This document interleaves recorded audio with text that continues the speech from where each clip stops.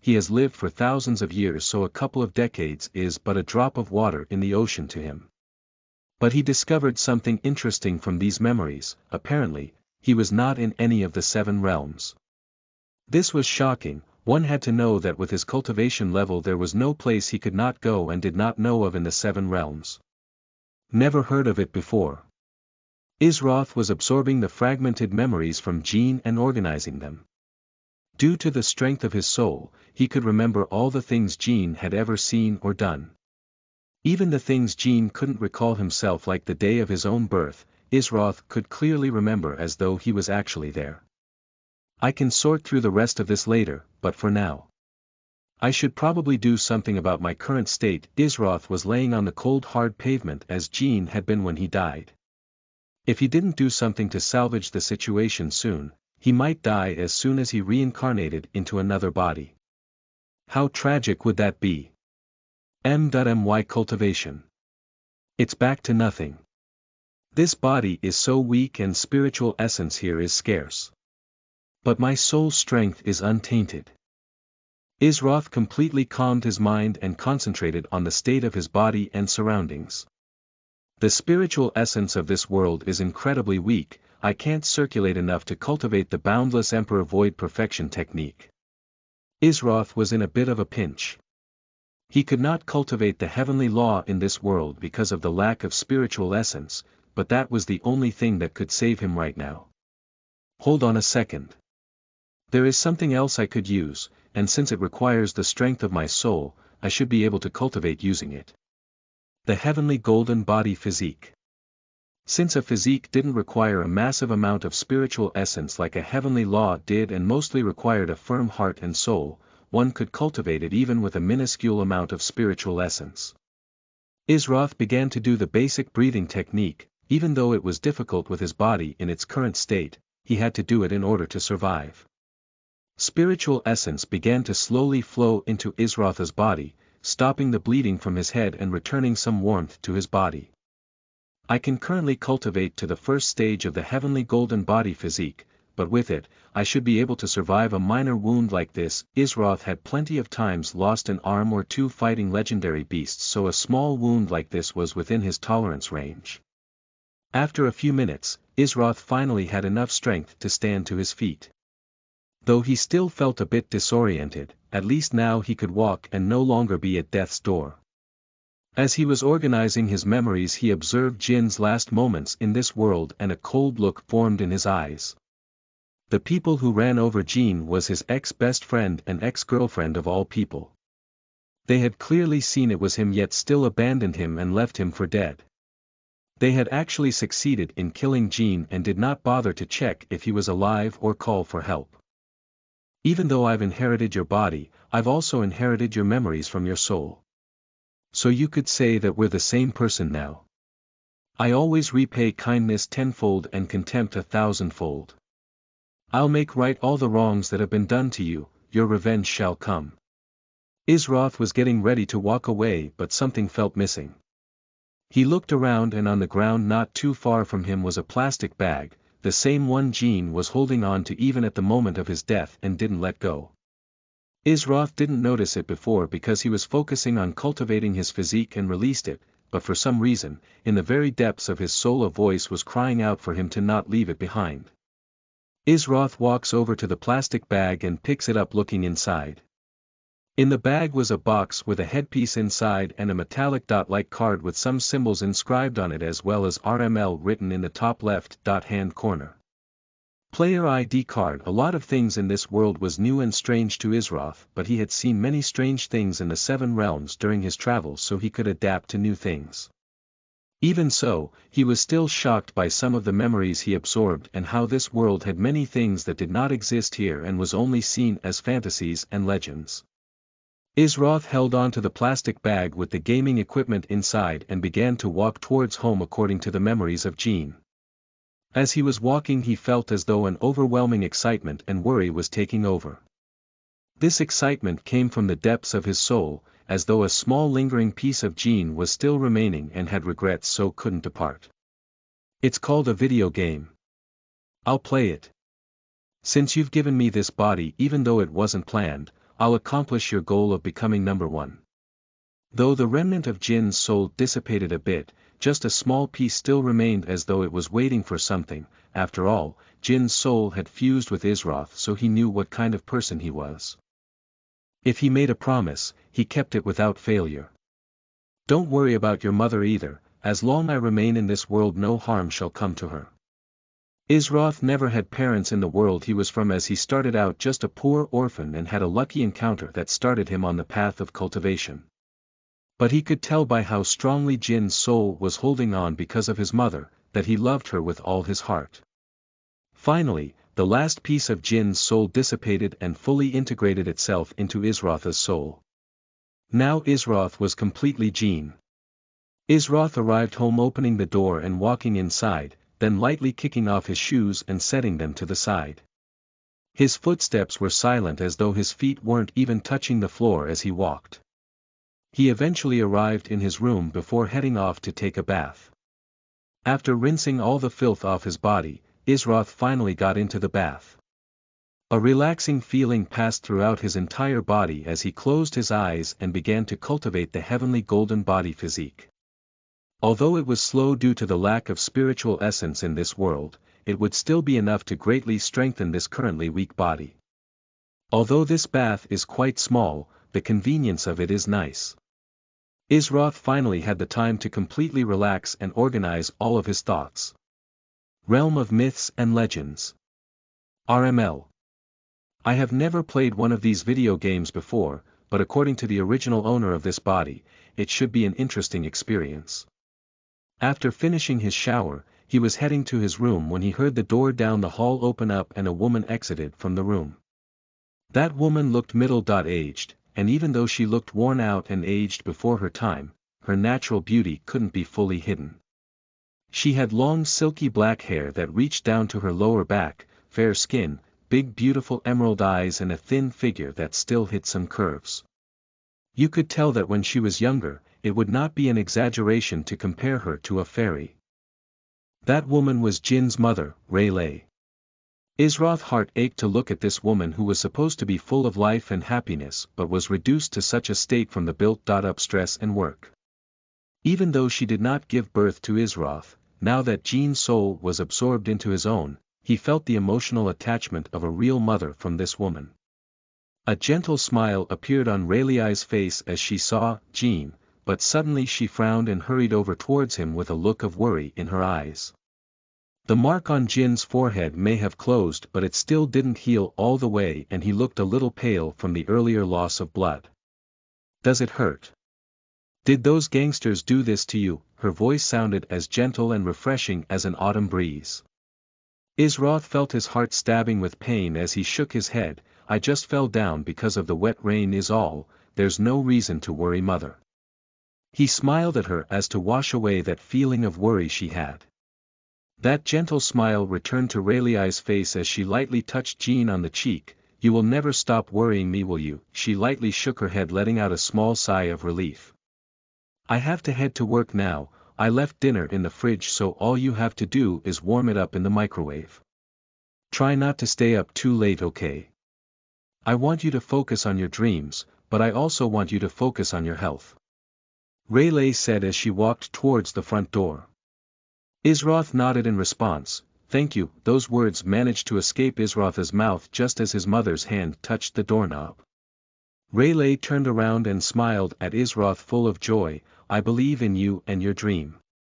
So don't worry about anything else and just focus on your dream. I will always believe in you, Jin. A sweet smile formed on her face before she finally left off to work. Isroth was a bit speechless for a moment. In his world, he had met many women, but most were always scheming behind the scenes or were after certain benefits. To meet such a selfless woman who would give everything for a person she loved, was incredibly rare even in all the 7 realms. This made Isroth even more determined than before to accomplish the goals that Jin left behind. He was beginning to not just see them as just doing Jin a favor, but as something he himself wanted to accomplish. After all, he was the #1 cultivator in his world, so he would strive to become #1 in something within this world, and that was video games. Specifically, RML. The game servers go live in another 12 hours. I should cultivate until then and try to solidify my heavenly golden body physique and improve upon it. Isroth went into his room and sat cross-legged on his bed cultivating, waiting until RML finally goes live. He had this feeling in the pit of his stomach, it was a feeling of excitement for the unknown. No matter what world he is in, he has always enjoyed the unknown the most. From now on I am Gene, my goals are simple. I must succeed in RML, take care of my mother and get my revenge against those who have wronged me. I must become number one. An oppressive aura surrounded Isroth as an unshakable determination filled his eyes. So begins the journey of Isroth from another world of cultivation, to become the greatest gamer in the realm of myths and legends, the greatest gamer in the world. 12 hours later. Beep. Beep. Beep. System booted. Fully immersing. Running scan. Player ID recognized as an authorized player. Please insert your character name. Isroth, welcome Isroth, to Realm of Myths and Legends. Chapter 2 Breaking Parameters. You are listening at novelfull.audio. Welcome to Realm of Myths and Legends, please wait a moment as we generate your character. According to the manual I read during my 12-hour wait, the system scans your body and then generates a character based on its traits. So someone who has trained well in real life will have a huge advantage over those who haven't. Luckily, I had the chance to cultivate the heavenly golden body physique. Although it isn't mastered to perfection yet, it is more than enough to give me an edge. Isroth was thinking to himself as the game was finishing up the creation of his character. His character looked exactly like Isroth, well Gene, but since they are the same person now he would not bother trying to constantly differentiate them. You could customize the character some, but could not change the gender or the appearance drastically. This was due to the game concerns about player safety and fraud. Beep beep. Character generation complete, please choose your class. RML had many special and hidden classes, but the starting classes were limited. But do not think for a second the choice was not an important one. After all, this determined what role your character would play in a party, be it for dungeons or raids. Isroth knew all of this due to the memories he absorbed. Isroth did not hesitate and chose the Combat Master class. There were 9 different classes to start off from in RML. Warrior, Rogue, Mage, Cleric, Summoner, Shaman, Ranger, Fighter and Combat Master. These classes branched out into a numerous amount of different or hidden classes. The Combat Master class was frowned upon by many because of its strict requirements. Beta testers said that it was an impossible class to play and incredibly hard to do anything with because of one reason. It required you to come up with your own skills. This may sound easy, but you have to come up with logical moves that the AI accepts and registers as a skill, and if you come up with some half-baked moves then you end up with a trash class. It had a lot of poor feedback from the beta testers because a skill from that class would never pass a grade D skill. Skills are ranked by grades in RML from strongest to weakest SSS, SS, S, A, B, C, D, E, F. One was supposed to dream of obtaining an A rank skill, not a C rank skill. So anyone who became a combat master would most likely be useless in groups. This spread fast amongst the gaming community as everyone had their eyes glued to the beta testers' advice trying to gain the slightest advantage over others in the race to be the strongest player or guild. In fact, some of the huge guilds and gaming clubs forbid any of their members from being combat masters. But what others saw as impossible and trash, Isroth saw infinite potential. If I could recreate the boundless Emperor Void Perfection heavenly law here. Isroth already began to think of all the possibilities available to him. As he was thinking a ding sound went off. Character creation complete. Generating stats. Ding. Because your constitution is strong you have been given an HP boost. Ding. Because your HP cannot exceed game starting parameters it is limited to the max of 100. Ding. Because your constitution far exceeds the starting parameters, parameters for your character have been increased. Ding. Because your physical strength is strong, you have been given an attack boost. Ding. Because your attack cannot exceed game starting parameters, it is limited to the max of 20. Ding. Because your physical strength far exceeds the starting parameters, parameters from your character have been increased. Ding. Because alerts from the system were filling up Isroth's vision, making him a bit dizzy from trying to keep up with them. In the end, his character came out like this. Name: Isroth EXP 0/100 level. 1. Stat points. 0. Title. None class. Combat Master HP, hit points. 200/200 energy. 100 ATK, attack. 40 defense, def. 20 agility, AGI. 20 magic, mag. 0 gear equipped. None skills. Skill points. 0, breaker of limits, passive, level. Maxed, S rank, inventory. Gold. 0 silver. 0 bronze. 50, empty fame. World fame. 0. If anyone would have seen these stats, even the game developers, their eyes would have popped out of their sockets. These stats were not even supposed to exist at level 1. Parameters were set in place so that even if someone went a bit beyond the limits, it would halt them until they further advanced in levels. But Isroth was so far beyond the limits that the game made an exception and broke those parameters to give him an extra boost and a special passive. He was probably the only and first player in the world to even get a skill. Breaker of limits. A passive skill that allows me to surpass my limits. I did not expect such a benefit after having only cultivated the heavenly golden body for a few hours. It's a shame I could not cultivate the boundless Emperor Void perfection technique. Or else I may have broken the game. Isroth laughed, but it was filled with joy for the power he felt flowing through his entire body. Even though it was only a video game, it was fully immersive and one would feel as though it were no different from reality itself.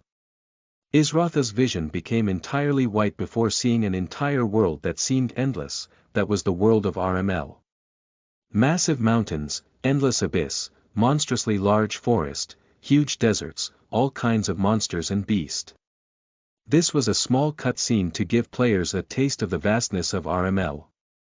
When Isroth opened his eyes once more, he was in a small village. It was the starting village where all players start, known as Opal Town. It was a nice little village situated in a relatively safe zone. Isroth looked around. The game interface was helping him to navigate more smoothly as he used the minimap to follow the beginner tutorial quest. A few players had already run off and started to try out fighting monsters with their bare hands and got slaughtered. Isroth saw this scene and shook his head. Those players obviously had not bothered to read any guides or manuals. It was clear that it would be near impossible to defeat monsters or beasts without first obtaining your class weapon. That was unless you were in a similar situation as Isroth, who had a major stat boost, or someone who was highly skilled. But someone highly skilled would not necessarily make things harder for themselves on purpose, or else Isroth would have also just gone straight to fighting monsters. Soon enough, Isroth arrived in front of a small rundown building.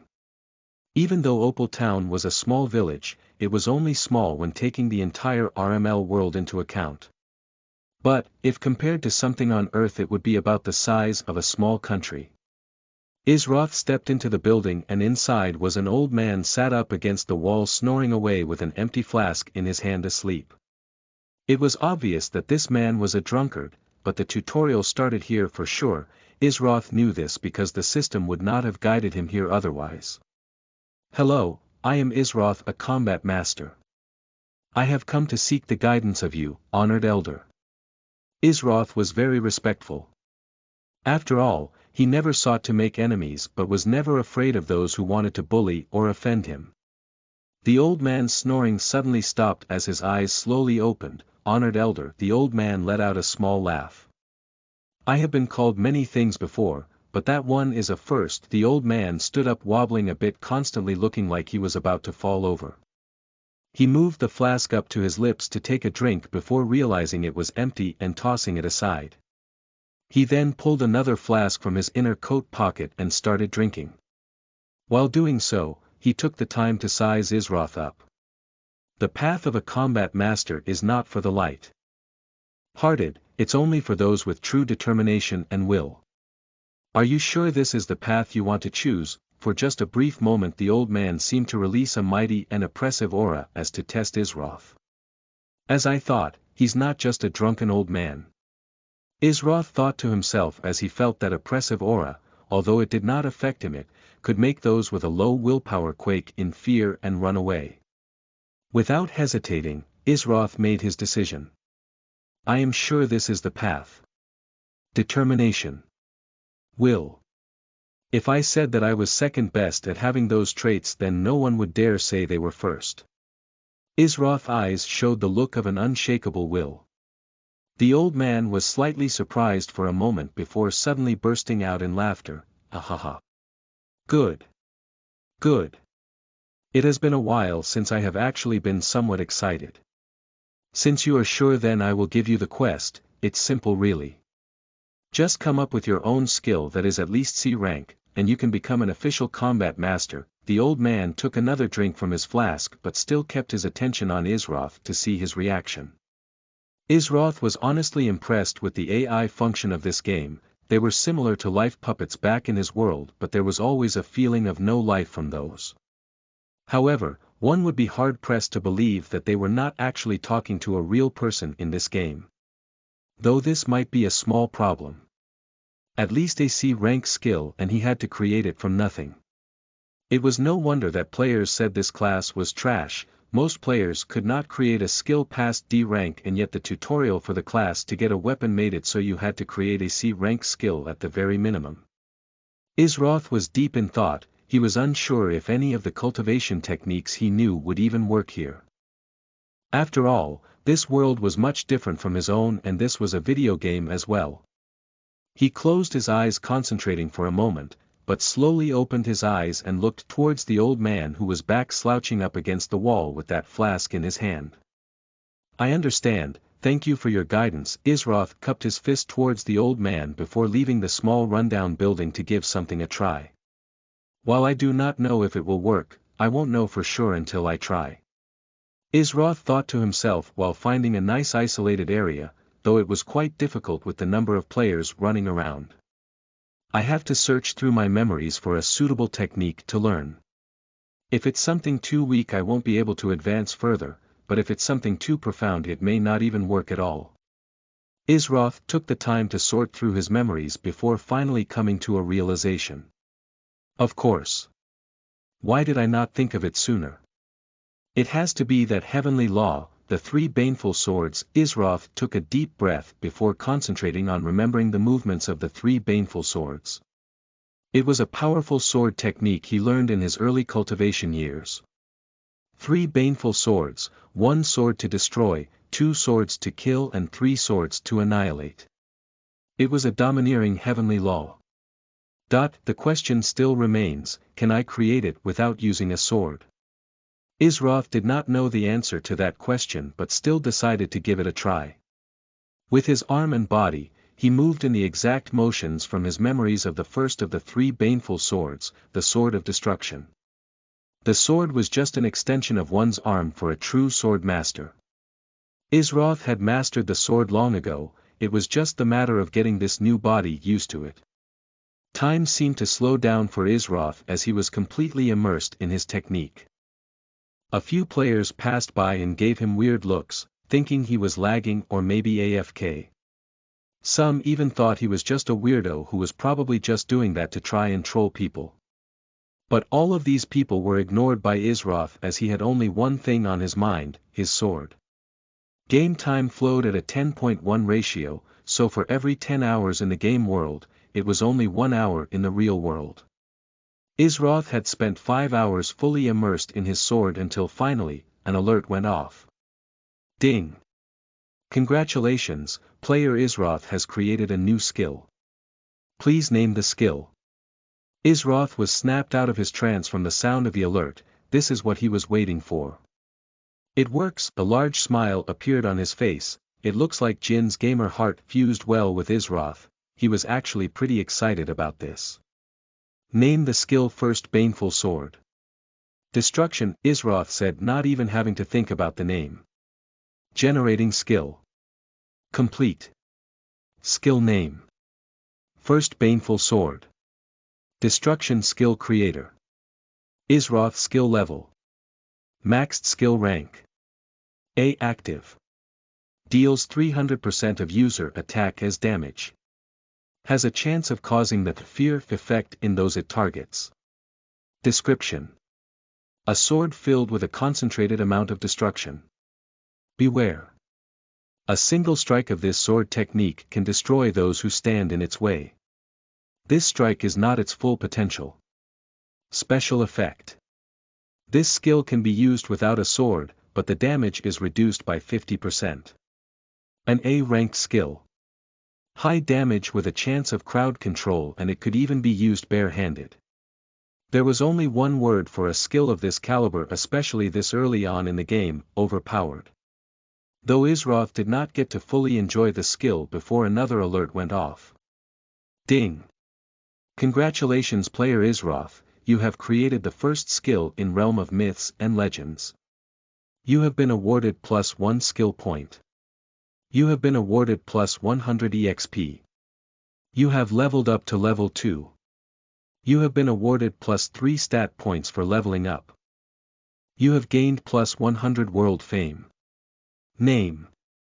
Isroth EXP 0/200 level. 2 stat points. 3 title. None class. Combat Master HP, hit points. 200/200 energy. 100 ATK, attack. 40 defense, def. 20 agility, AGI. 20 magic, mag. 0 gear equipped. None skills. Skill points. 1, breaker of limits, passive, level. Maxed, S rank, first Baneful Sword. Destruction, active, level. 1/3, a rank, inventory. Gold. 0 silver. 0 bronze. 50, empty fame. World fame. 100 system message. Would you like to announce your name to the world? Isroth thought about it for a moment but decided against it. After all, right now was not the right now to do so. He had to wait until he had a more solid footing in this world before revealing himself. No, do not announce my name, ding. World announcement. Player XXXX has created the first skill, rank A. They have been awarded. The instant that announcement went off, players were in a frenzy trying to figure out who could have created their own skill already. The game had not even been out for 1 hour real time yet. That was insane. Maybe it was some famous pro player from a big guild or a beta tester, but that did not make any sense. Usually big guilds loved free promoting whenever they could, and that would have been a perfect chance. While everyone was trying to figure out the identity of the incredible player that created the first skill, Isroth had already returned back to the old rundown building. The old man was still in the same spot, but when Isroth walked in he seemed to be fully aware. Honored Elder, I have completed the task. Have a look. Isroth made a very simple motion with his hand, but this motion was filled with sharp destructive energy that seemed as though it would devour anything that stood in its way. Isroth used the first Baneful Sword. Destruction technique without a sword. The eyes of the old man widened as he turned serious and quickly stood up completely in shock. That was an A-ranked skill. Those were incredibly hard to come by, and yet this young man had not even been gone for half a day and already came up with such an incredible technique by himself. How could the old man not be shocked? Will this suffice as having passed the tutorial? Isroth said with a smile on his face. Of course, he knew it was more than enough to pass the tutorial. After all, the old man only requested a C rank skill, but he had instead made an amazing A rank skill. If even he could not pass it with that, then combat masters really would be a joke. Yes. Yes.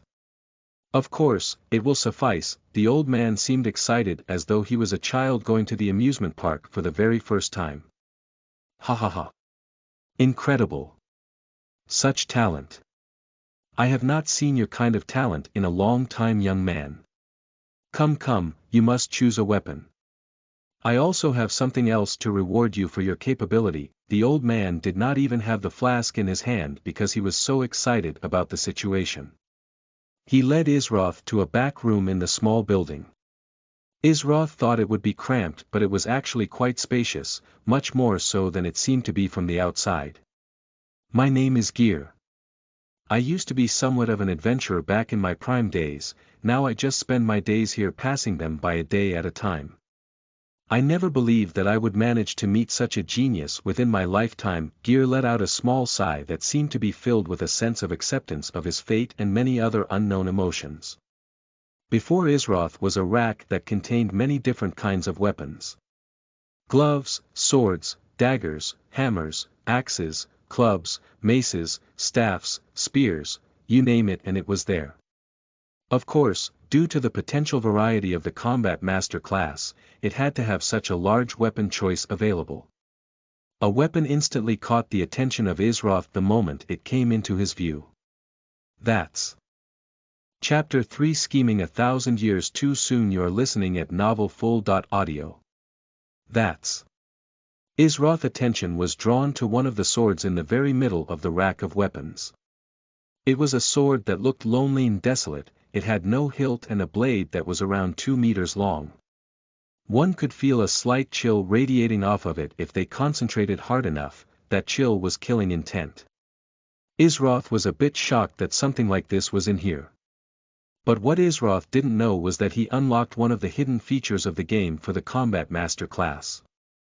Because he created an A-rank skill and was the very first Combat Master to complete his own tutorial, the AI that ran RML wouldn't be cheap and would reward him properly, of course. Isroth's hand rested upon the sword and once it touched he got an alert from the system. Ding! You have selected the Nameless Blade. Displaying stats. Weapon name. Nameless Blade. Weapon rank. Rare weapon level. 10 requirements. Become the first combat master to create a sword skill that is ranked A or higher. Attack damage. 30 weapon skill. Sword force, active. Control sword force with the help of this blade in order to increase your next attack's damage by 200%. Cooldown. 2 minutes strong. That was the first thing that came to Isroth's mind. This sword was simply monstrous and it was rare. Probably the first rare weapon in the game. Isroth knew from the memories he absorbed that if he were to sell this weapon, he would be rich and his mother could easily stop working 3 jobs. But he knew that if he did that, he may not be able to keep up with players who constantly progressed. He wanted to build something more solid, not something that could fall apart with ease. Just wait a bit longer. I promise I won't let you suffer much longer, Isroth said with a slightly serious face. Ding! Do you wish to claim Nameless Blade as your weapon? Without even having to glance at the other weapons, Isroth responded, yes, ding. Congratulations, Nameless Blade has been sent to your inventory. Ding. Since no main weapon is equipped, system automatically equipping Nameless Blade. Suddenly on Isroth's back, a blade in its sheath materialized as though it came out of nowhere.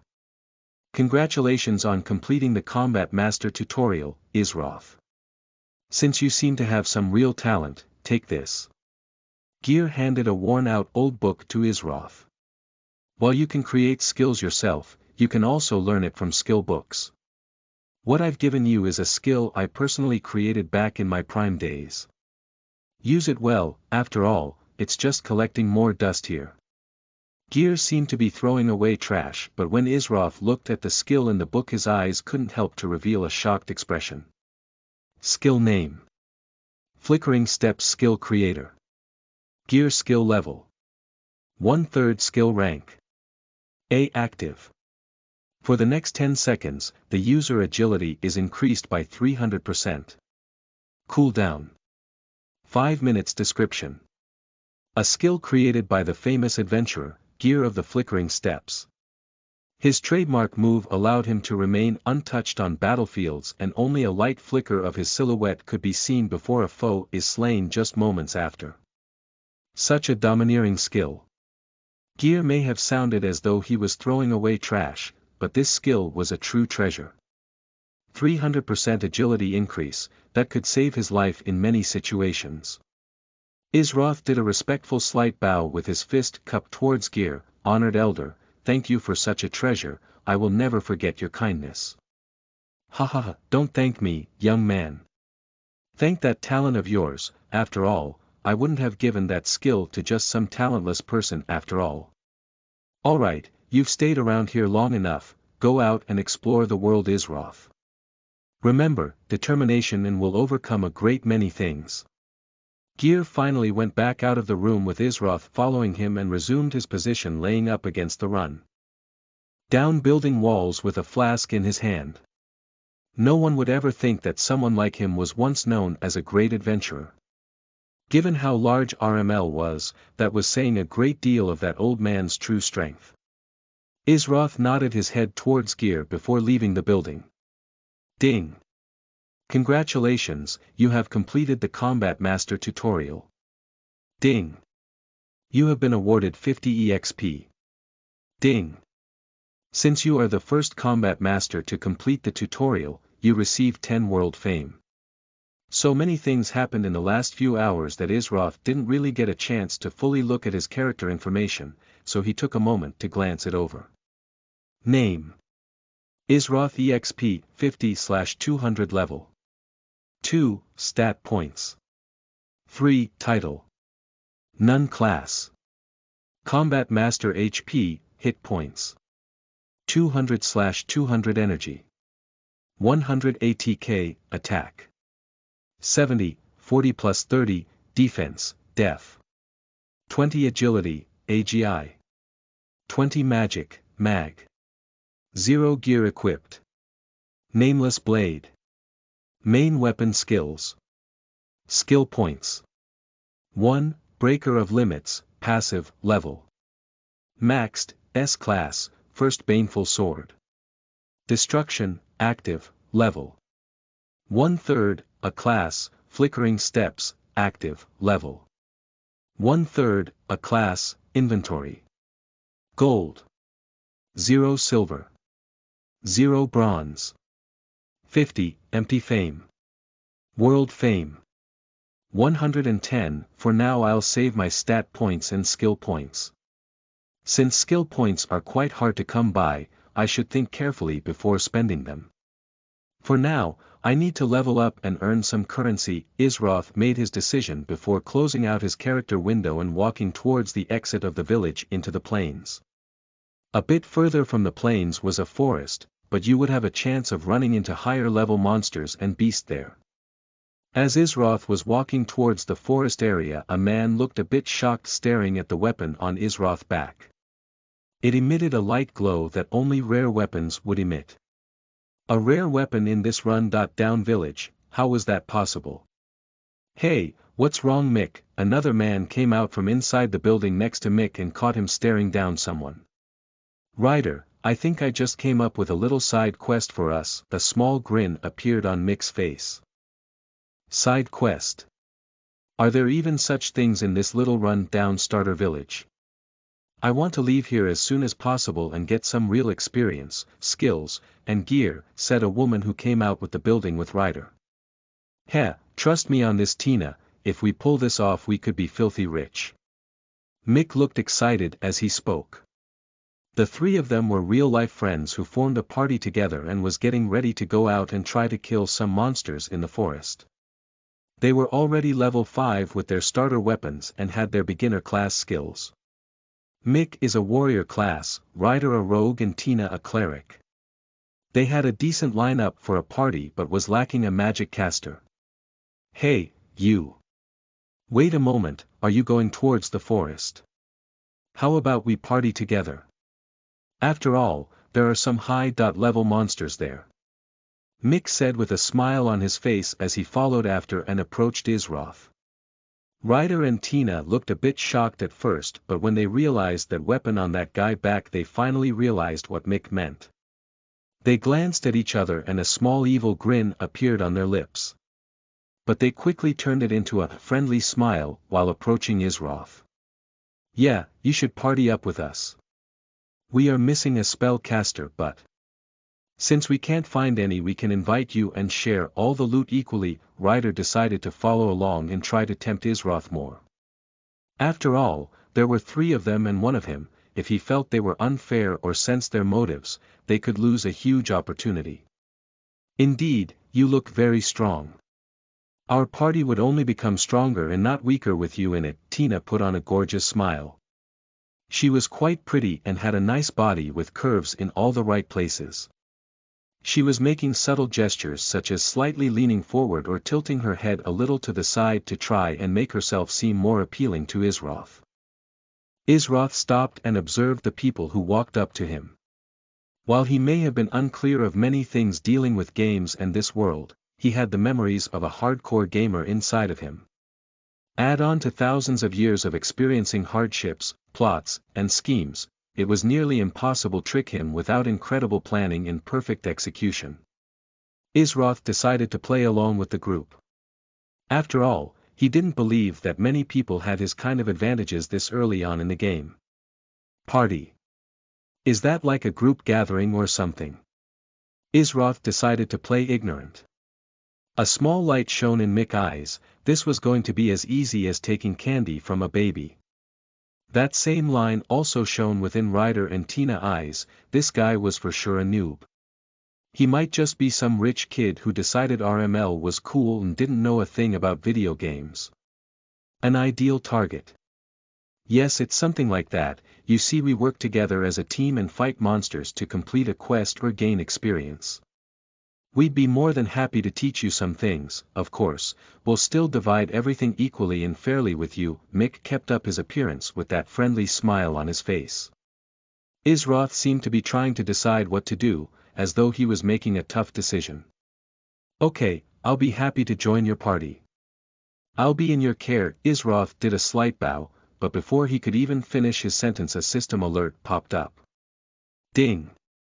Player Mick would like to invite you to a party along with player Ryder and player Tina. Do you wish to accept? Accept, Isroth responded as he joined the party. His teammate levels, HP and MP/energy displayed on his interface. Mick, Ryder, and Tina were all level 5. A warrior, a rogue, and a cleric all level 5. I might have to use some caution, Isroth thought to himself.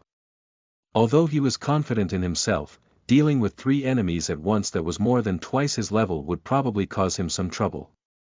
Player name. Mick class. Warrior. Level 5 HP, 450 MP. 50 player name. Ryder class. Rogue level 5 HP, 225 energy. 100 player name. Tina class. Cleric level 5 HP, 150 MP. 300 player name. Isroth class. Combat Master level 2 HP, 200 energy. 100. The instant the others saw Isroth's level and class, they didn't know whether to feel sorry for him or burst out laughing to mock him. A Combat Master. This guy was actually a Combat Master and only level 2 at that. Forget being as easy as taking candy from a baby, this would be as easy as drinking water and breathing air. A look of disdain appeared on all of their faces which didn't escape Isroth, but he chose to ignore it. They had thought that he may pose a small threat, but that notion completely left their minds now. It was already impressive that he even managed to get to level 2, but it was all probably because of that rare weapon on his back. They had to have it.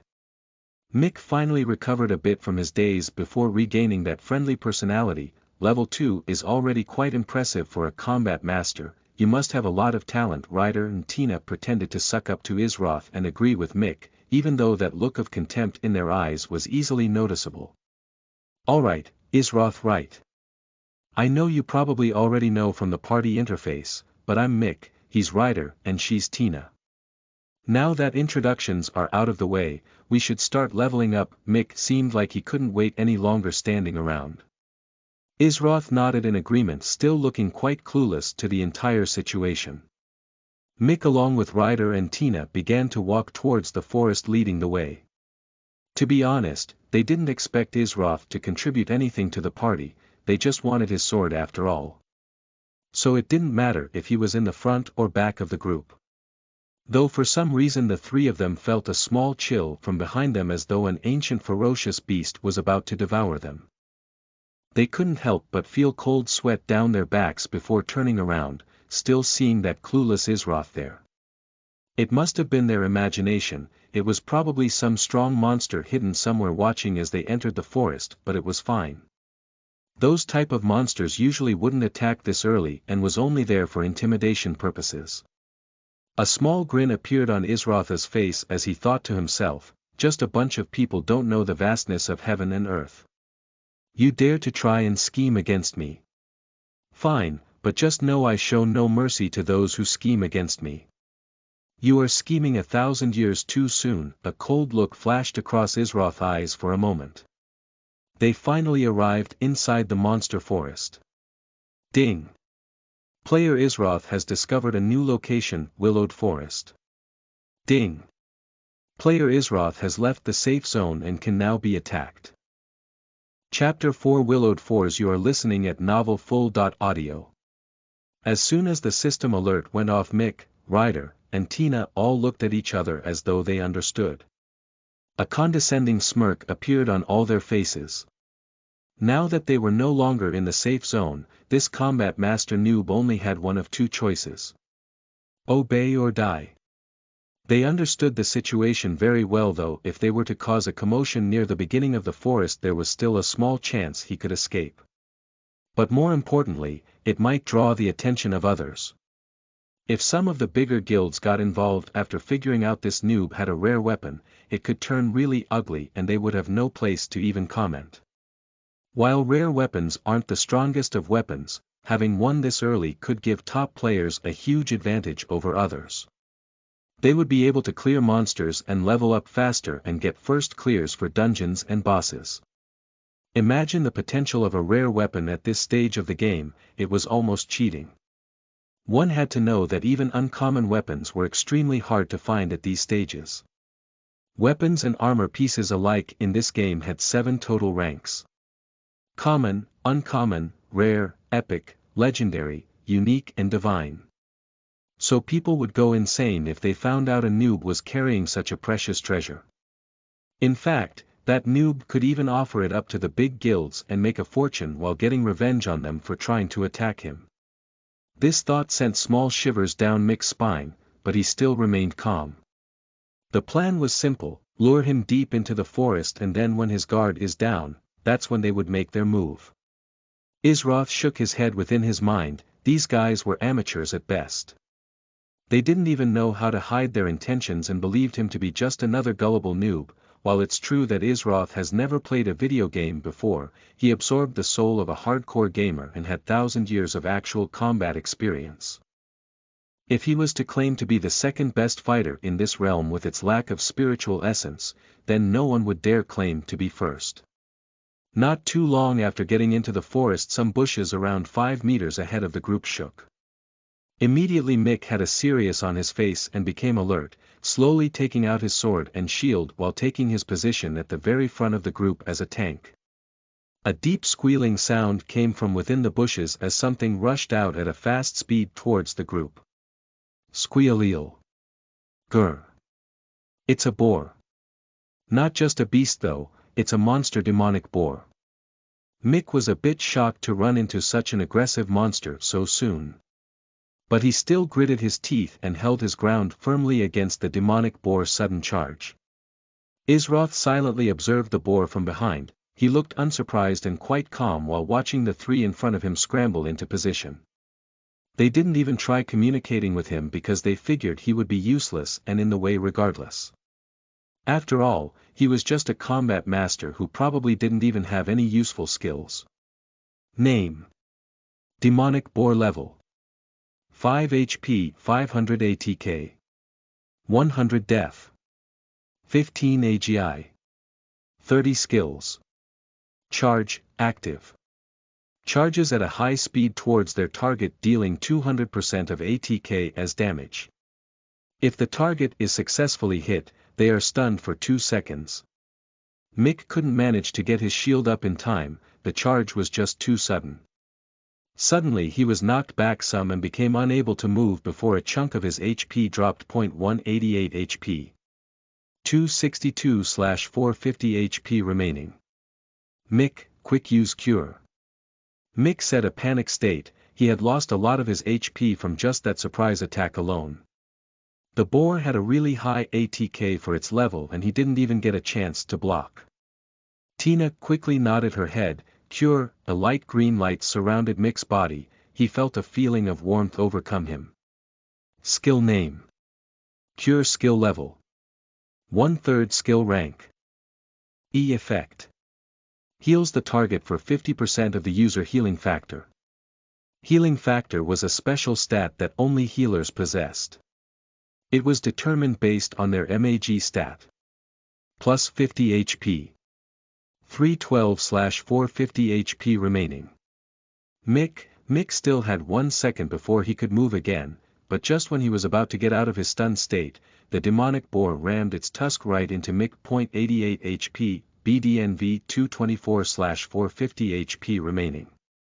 Mick honestly felt like crying at this point. A stupid demonic boar gave him so much trouble, all because he was too excited about getting a new piece of rare equipment and let his guard down. The stun was finally lifted and in a fit of rage, Mick swung his sword towards the boar, hitting up against its side. 30 HP. 470/500 HP remaining. Demonic boar, Ryder didn't let this chance slide by, he was waiting for the right opportunity to strike the boar, hitting it from behind with his dagger using the backstab ability of rogues. Ding.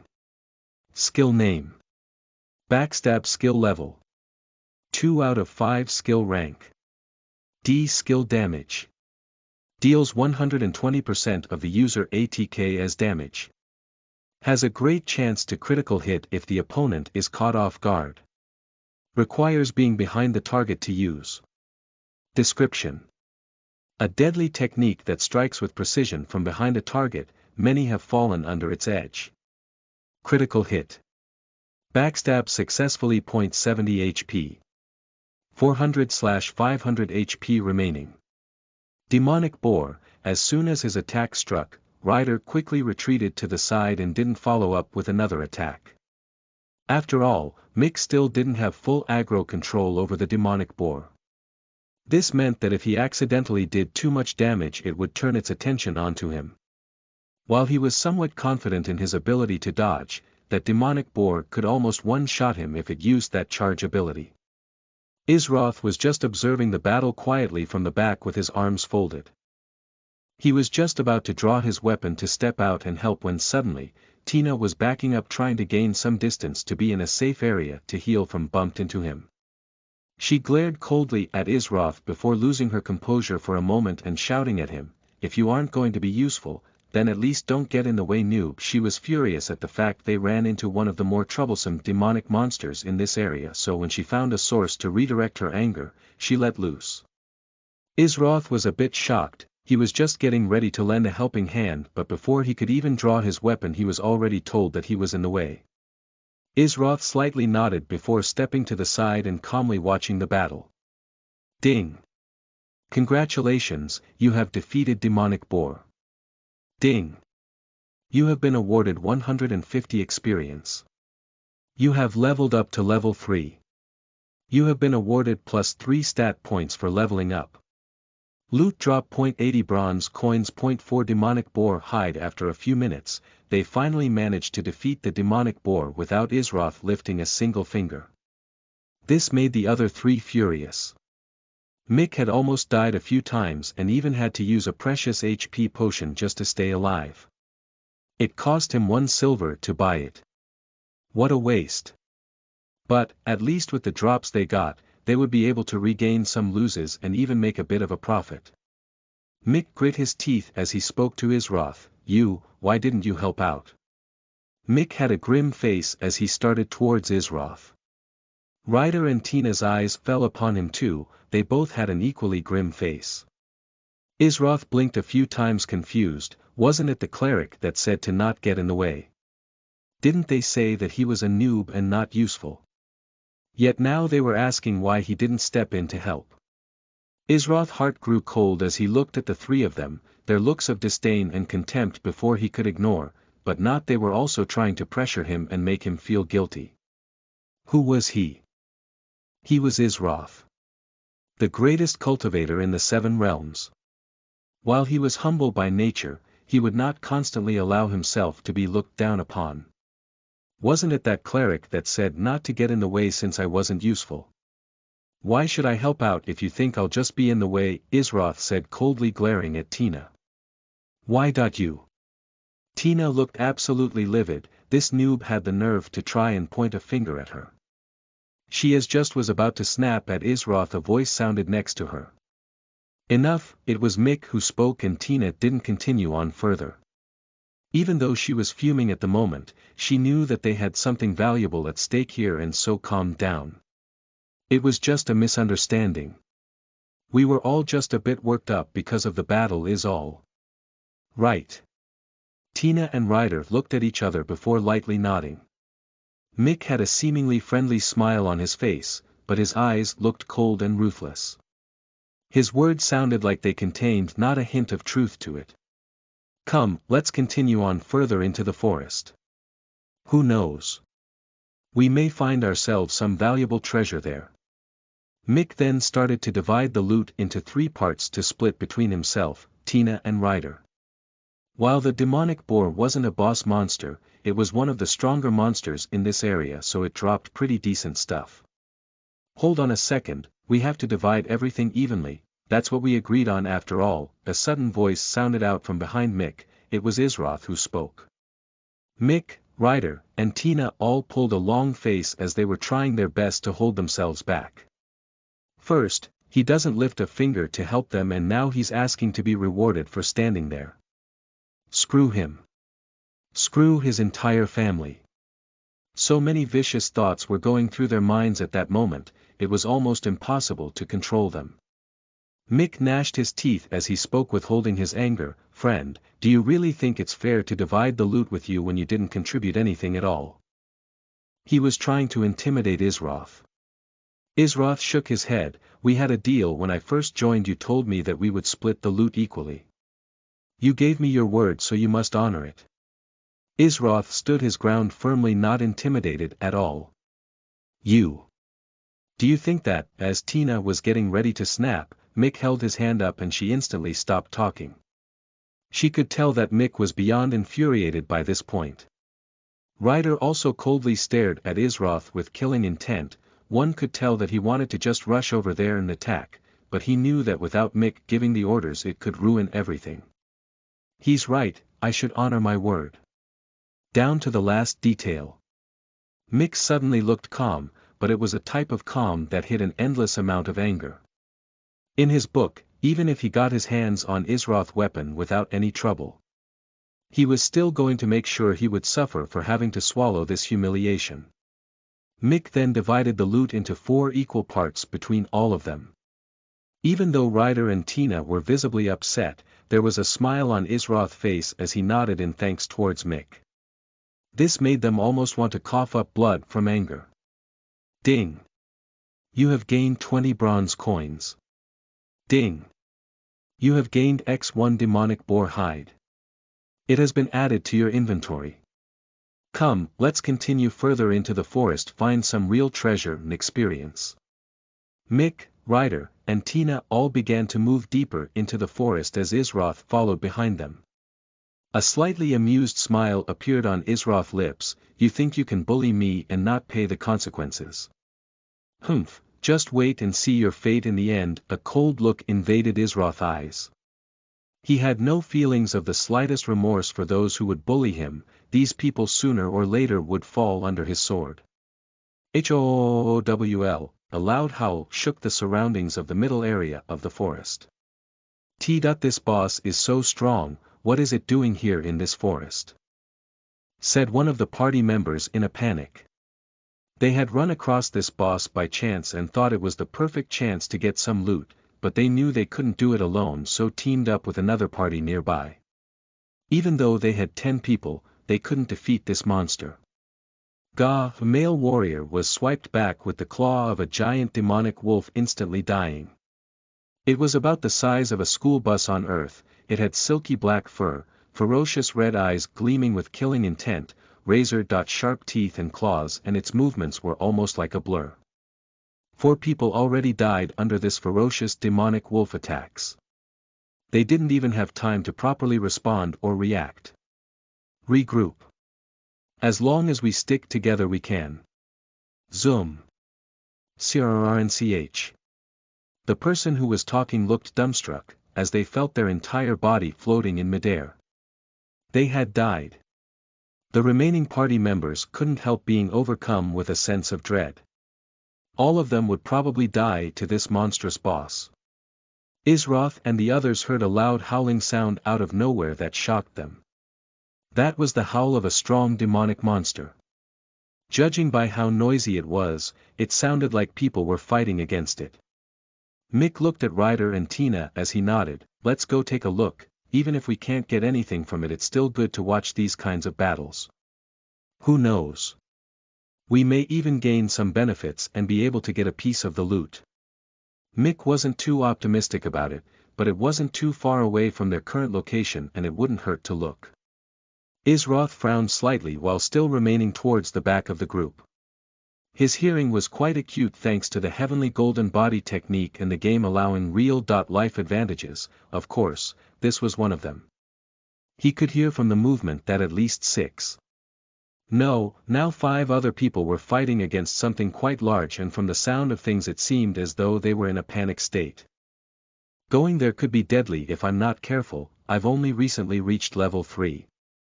I don't know how strong that huge monster is, but it definitely isn't weak.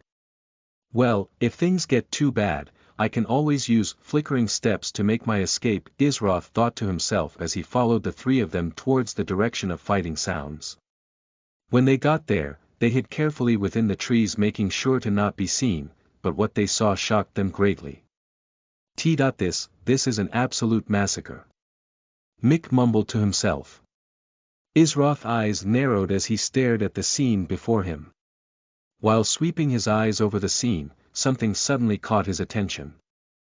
Chapter 5 Luna, you are listening at novelfull.audio. This is bad. I'm running out of MP and I only have a single MP potion remaining. It isn't enough. I can't hold on healing for much longer. Luna looked calm on the outside, but on the inside of her mind was chaos. She had just joined this party by chance while finishing up her tutorial quest. Clerics were always welcome to parties because every party needed a healer. She wasn't playing with anyone else, so she thought it would be a good idea to join and make new friends. Little did she know that she'd be dragged into such a hopeless situation and left in a pitiful state. One of her party members were flung aside and bitten down on by the wolf, instantly killing them. There were only her and 4 other people remaining from the original strong party of 10 players. 2 of them were from the party she joined and the other 2 were from the party they teamed up with to take down this boss. 1 warrior, 1 fighter, 2 mages, 1 cleric were all that remained. This isn't possible to beat right now. We have to escape from here, one of the mages from the party Luna's group teamed up with said in a nervous state. He was constantly glancing at his other party member, which was the fighter in the remaining group, as though giving him a hint. The warrior couldn't see what they were up to because he was too busy holding off the monstrous wolf. The fighter was slowly starting to withdraw further and further from the fight while nearing his mage party member. While the warrior was keeping the wolf occupied, they would find a chance to slip away. After all, if you died in this game, your gear had a chance of dropping and you lost EXP. How tragic would that be if they only slowly waited for their deaths? Although the warrior or mage from Luna's party didn't notice the other two members' movements, Luna herself did. She looked extremely gloomy as she thought to herself, even if I shout out to warn my party members, there's a chance that I'll only end up distracting them and causing one of them to die. Luna was completely seething at the actions of those two players. Re-yip. The sound of a claw tearing through armor could be heard as the warrior took a massive amount of damage. Luna was barely keeping up with the heals and her mana was rapidly decreasing. If he took another hit like that too soon, they would be completely done for.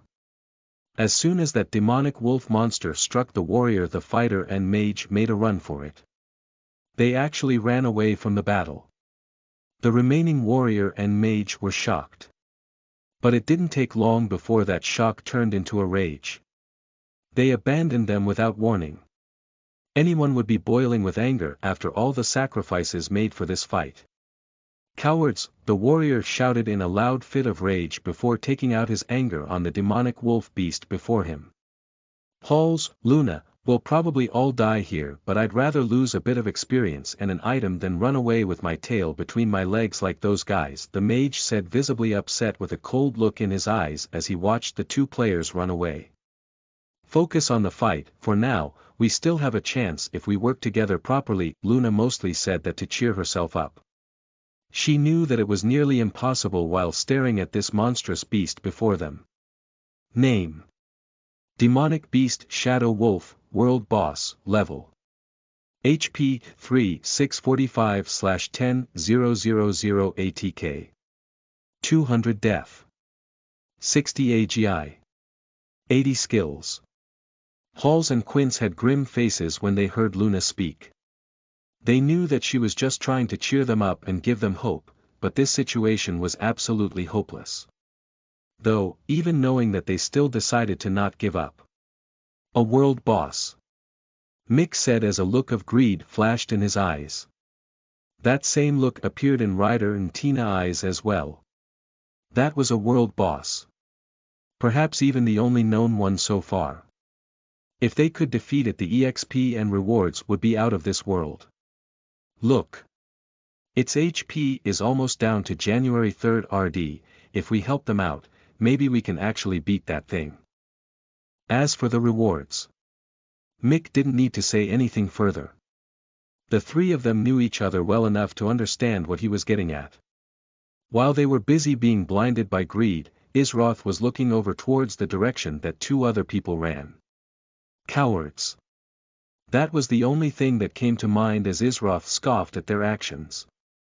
He then turned his attention back to the battle that was going on. The stats on the monster are pretty high. Isroth took a moment to search his memories, or rather those he inherited. I see, so that's why it has such high stats. A world boss is meant to be taken on by quite a large group of people. This could be considered one of the easier world bosses, taking into account its strength. I guess being a hardcore gamer has its benefits, Isroth thought to himself as his attention shifted over towards the cleric in the back, Luna. She manages to perfectly time the heals, there hasn't been a single MP or heal wasted. She is also keeping calm under such an intense situation, not bad. Being able to remain calm in these kinds of situations is something that's hard to accomplish, Isroth commented within his mind. He had a certain respect for people with that kind of temperament. After all, you could easily teach techniques or skills, but learning how to remain calm under extreme circumstances, not many could successfully do this. While Isroth was observing the battle on a more in-depth nature, he suddenly got an alert. Ding! You have been kicked from the party. The max number of party members was 6 people. Since there were 3 of them and 3 people left fighting, they had to make some room. After all, there was no way this noob dared to run away this deep into the forest, plus they might get something even better than a rare weapon from this world boss. Though of course, they wouldn't let Isroth off that easy after what he put them through. Stay here, we're going to go help them finish off that boss. If you try to run away, well, don't blame me for being impolite. Mick looked at Isroth with disdain written all over his face. This was the first time that Mick threw aside all acts and finally revealed his true nature. Isroth's heart grew extremely cold as he was talked down on and threatened as he stared at Mick. He dared to threaten him. Isroth couldn't even remember the last time someone dared to threaten him. He was respected as the #1 cultivator in all 7 realms, no one had even dreamt of threatening him. Mick had a smug look on his face when he saw Isroth wasn't responding or trying to run away. He thought that he'd scared Isroth silly and they dared not to move. Little did he know that he silently sealed his own fate. Mick nodded towards Ryder and Tina, who looked satisfied now that they believed Mick put Isroth in his place. They would make sure to have their own fun and repay the humiliation from early later on. The 3 walked out of the trees and towards the world boss. The situation was even dire than it was a few moments ago. The fact that the 3 of them were holding on by themselves could be called a miracle, but Luna healing was so perfectly timed and calmly placed that it was keeping them in the fight much longer than expected. Though she couldn't take all the credit, Halls was always a good tank, timing his blocks perfectly and avoiding damage any time he could, but still maintaining the aggro on the Shadow Wolf.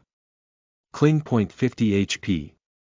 3-250/10-000 remaining. Shadow Wolf. Halls struck out with his sword, doing some damage to the wolf, though at this rate it was hopeless. A fireball formed in Quince's hand as he aimed it towards the Shadow Wolf. Whoosh!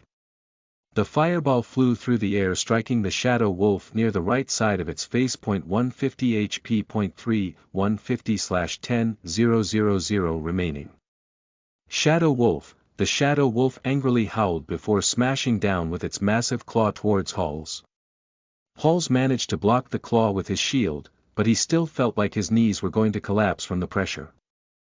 Blocked. 12170/700 HP remaining. Halls, 120 damage from a normal attack that was blocked with a shield. That was crazy damage. Suddenly a warm light green light enveloped Halls, healing him for some of the damage he just took. It was Luna who used Cure on him.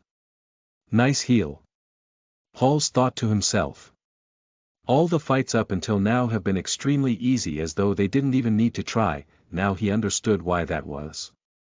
Luna was an absolute monster of a cleric. The timing of her heals were so exact it was almost like she was a computer programmed for that specific task. Plus 100 HP. 270/700 HP remaining.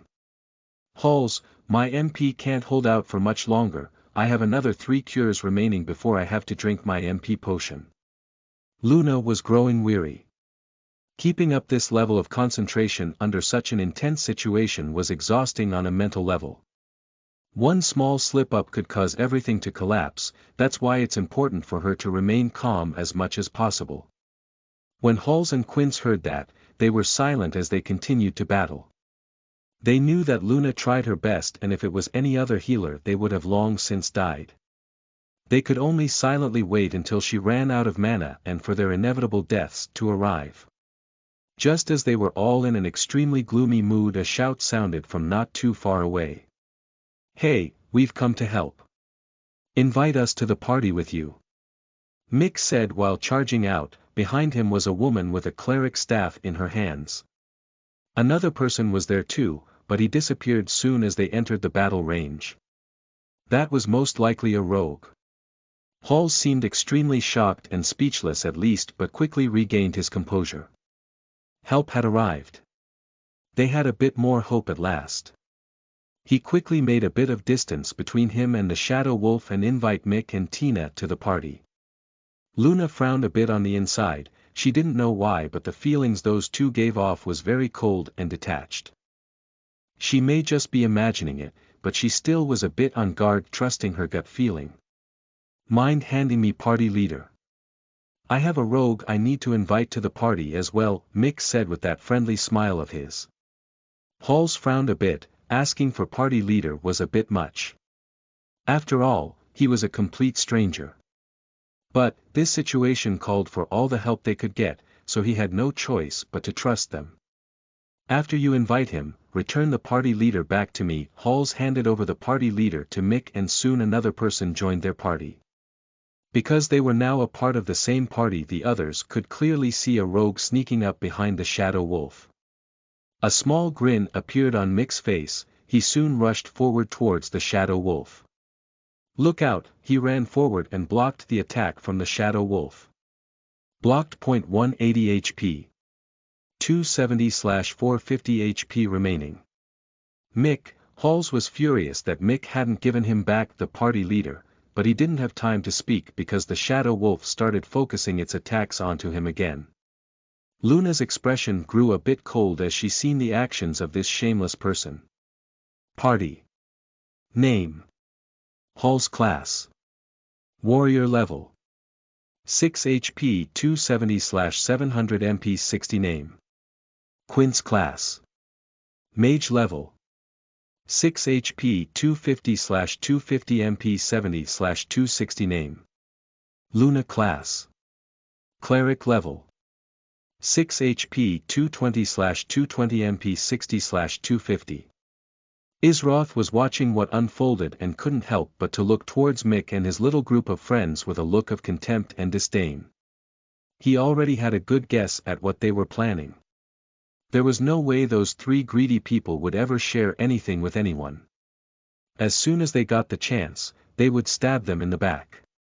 A small smile appeared on Isroth's lips as he looked at the battle. Finally, he looked at the group of three filled with killing intent. "Don't worry, if any of you make it out of this forest alive, may I be struck down by the heavens themselves." Isroth took a very serious oath. One had to know that when one starts on the path of cultivation, any oath made to the heavens had to be kept or they really would be struck down. Isroth slowly left the trees and appeared within view of the group fighting the Shadow Wolf. Chapter 6 Instant Kill. You are listening at NovelFull.audio. Isroth remained at a distance observing the fight. One wouldn't know what he was doing just by looking at him, but he was in his character interface. "It's about time I use these stat and skill points," Isroth thought to himself. After seeing the stats of that demonic beast Shadow Wolf, he knew that if he wanted to increase his chance at survival, he would need to use everything at his disposal. This was a world boss.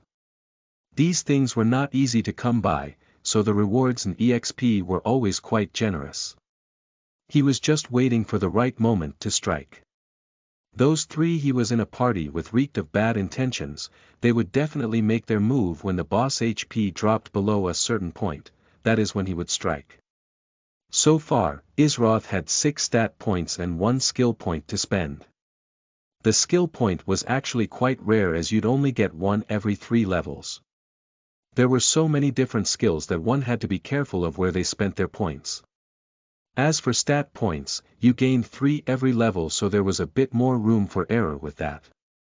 After thinking it over for a brief moment, he decided to invest 2 points in HP, 2 points in ATK and 2 points in AGI.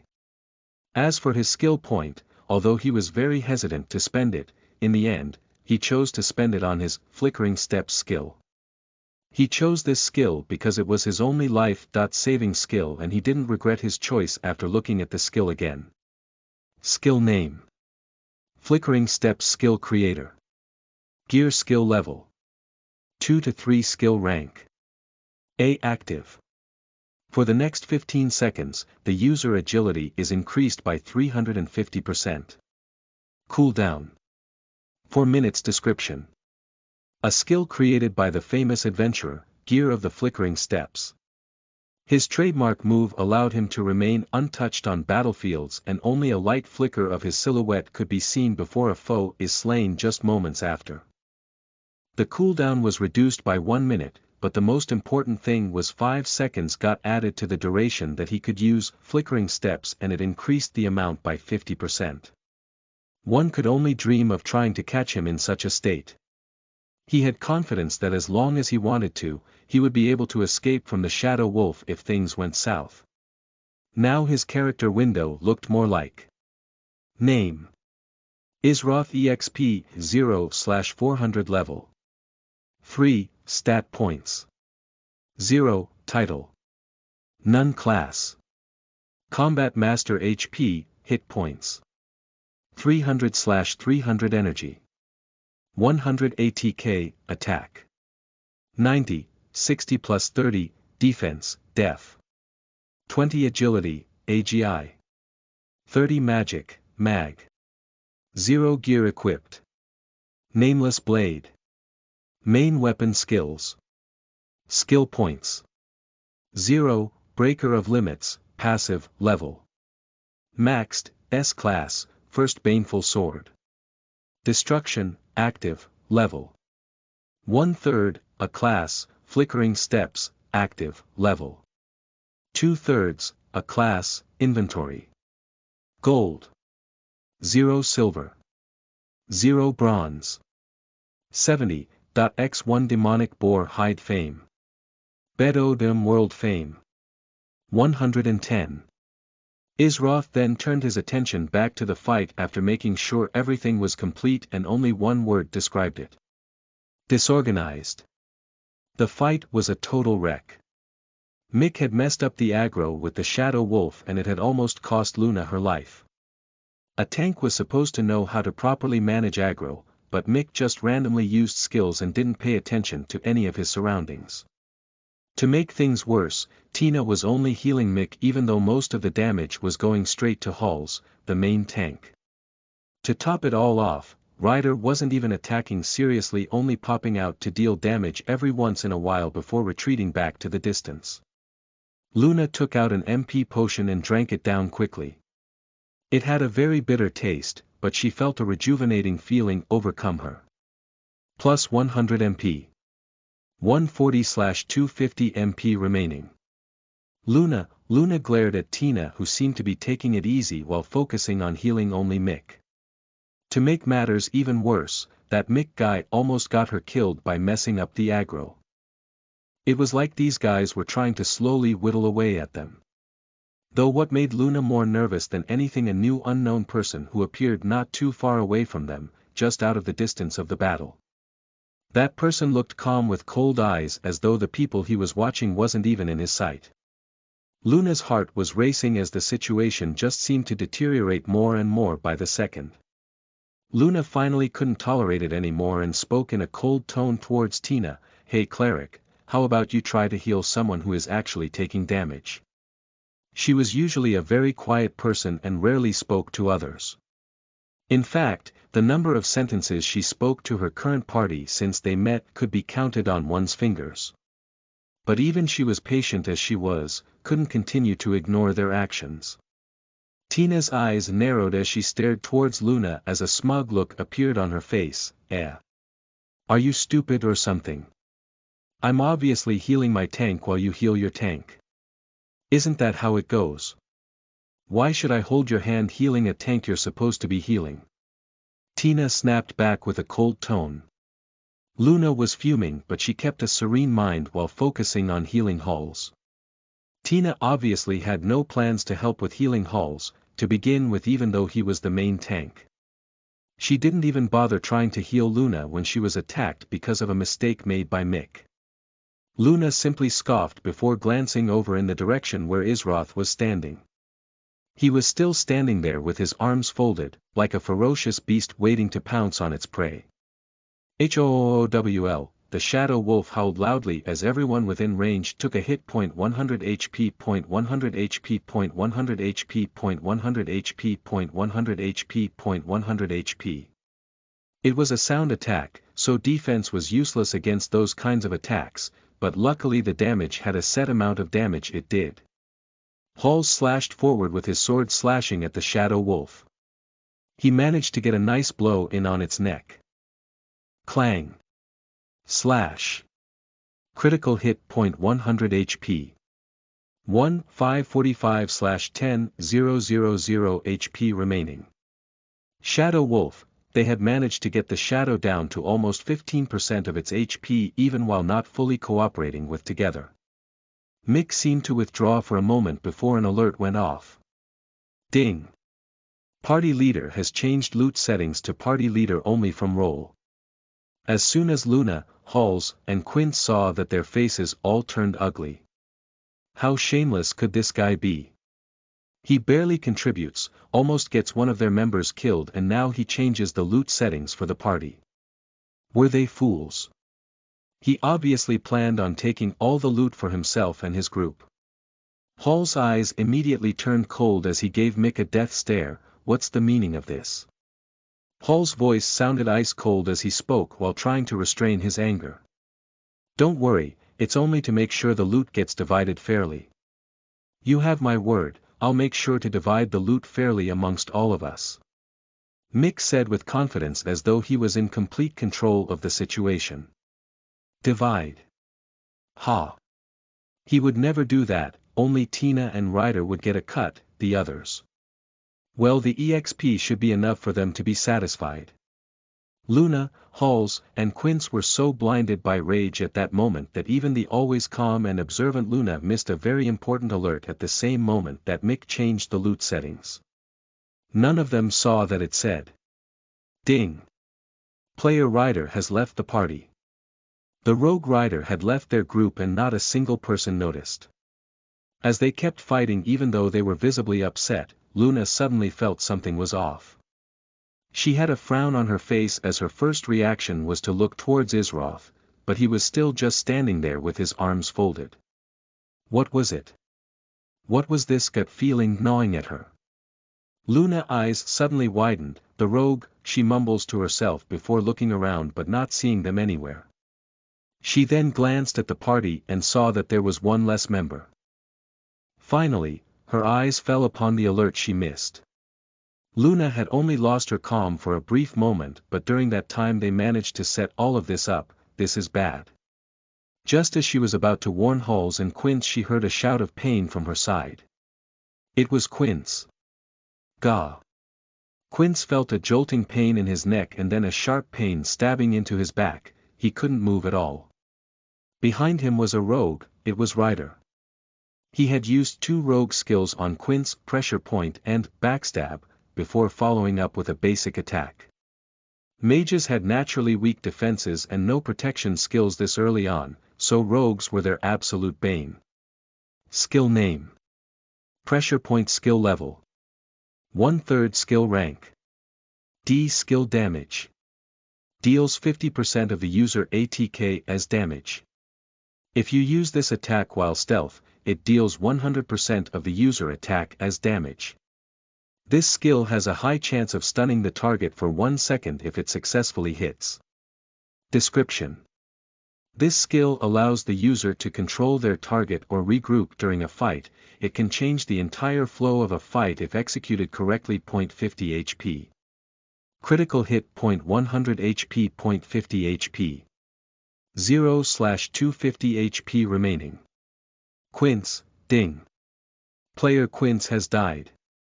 Quince was absolutely shocked. He couldn't even react before he died.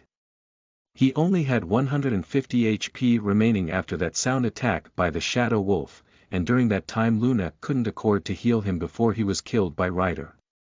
Quince. Halls shouted when he saw the alert, but the wolf aggro was still focused on him. If he turned away, it would probably chase after Luna next because of her healing aggro. He couldn't let her go through that after all the help she gave them. Halls was almost sent into a frenzy at that moment. He felt as though he was being toyed with by these guys. But what he regretted the most was that he was the one who invited them to the party out of desperation. Good job, Ryder. Hahaha, now take care of the cleric so we can finish off this boss and collect the prize. Don't worry, with the 3 of us here there's no way the warrior can survive. Mick said, full of authority and confidence as though he was a leader with unmatched scheming. Luna's heart became ice cold as she saw Ryder smirk before vanishing from view. You animal! Do you dare to fight me first? Halls couldn't help it any longer and turned his back to try and run towards Luna to protect her, but before he could even get halfway there the Shadow Wolf pounced on him. Slash! The Shadow Wolf lashed out with its large claw towards Halls. The aggro was still on him after all. 240 HP. 250/700 HP remaining. Halls, he had paid the price for turning his back on the Shadow Wolf while having aggro. He had lost a whopping 240 HP. Halls was skating on thin ice and had no choice but to turn and continue to confront the wolf. Meanwhile Mick and Tina seemed to be enjoying the show that was going to happen soon. Tina especially was excited, after all, Luna had spoken to her as though she above her. Humph, acting all high and mighty, let's see you do so now. Tina smiled, waiting for Ryder to make his move. Luna was on high alert, she was still trying to focus on healing Halls, but she only had 80 HP remaining. She bit down on her lower lip trying to maintain a calm composure, but she didn't know what to do in this situation. From the back, Luna suddenly turned and raised her staff up to block. Whoosh! Ryder actually attacked from the front, so when Luna turned around she completely let her guard down. A large grin appeared on Ryder's face, this was going to be an easy kill. Luna was shocked, she was so exhausted from the constant high-tension battle that she miscalculated. This was it was all over. She simply closed her eyes and waited for the dagger to strike her. Swish! Zeeth freeing. Clank! Luna still had her eyes shut tightly, but she didn't feel anything, in fact, she felt as though she hadn't even been struck. She slowly opened her eyes and turned around completely shocked. It was him. But when did he even get here? Suddenly what she saw and heard next surprised her. First baneful sword. Destruction.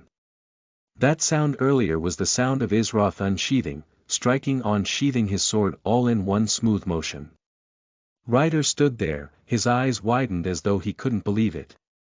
Mick and Tina were also surprised by the sudden turn of events. That noob who they thought was just some lucky or rich guy actually attacked. They were utterly infuriated.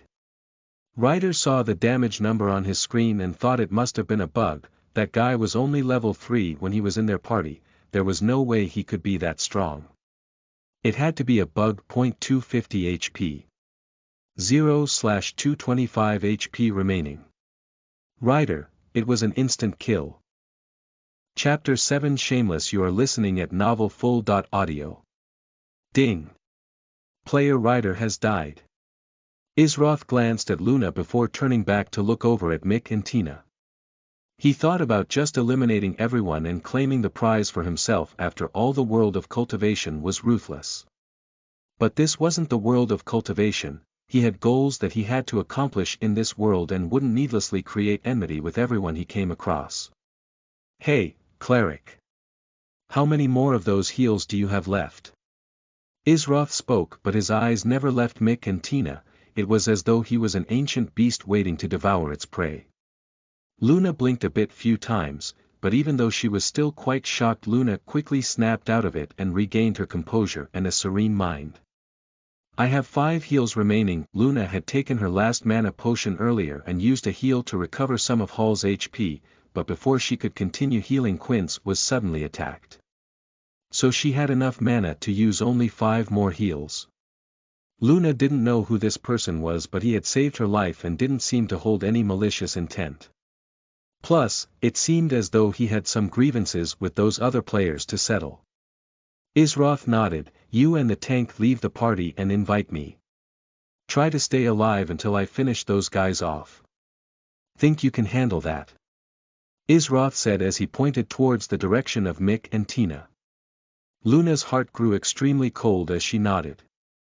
Originally there was no reason to conflict with one another, but these players shamelessly killed one of her party members and almost killed her. Even if one had the patience of a saint, there was still only so much they could tolerate. I can. Luna sounded firm and resolute. Luna spoke with Halls over the party communication and he agreed. At this point, there wasn't much else he could do except firmly hold his ground and hope for the best. Besides, throughout this battle, he learned to trust Luna and her judgment. If she thought it was best to do so, then he wouldn't fight her on it. Ding. Player Halls has left the party. Ding. Player Luna has left the party. Ding.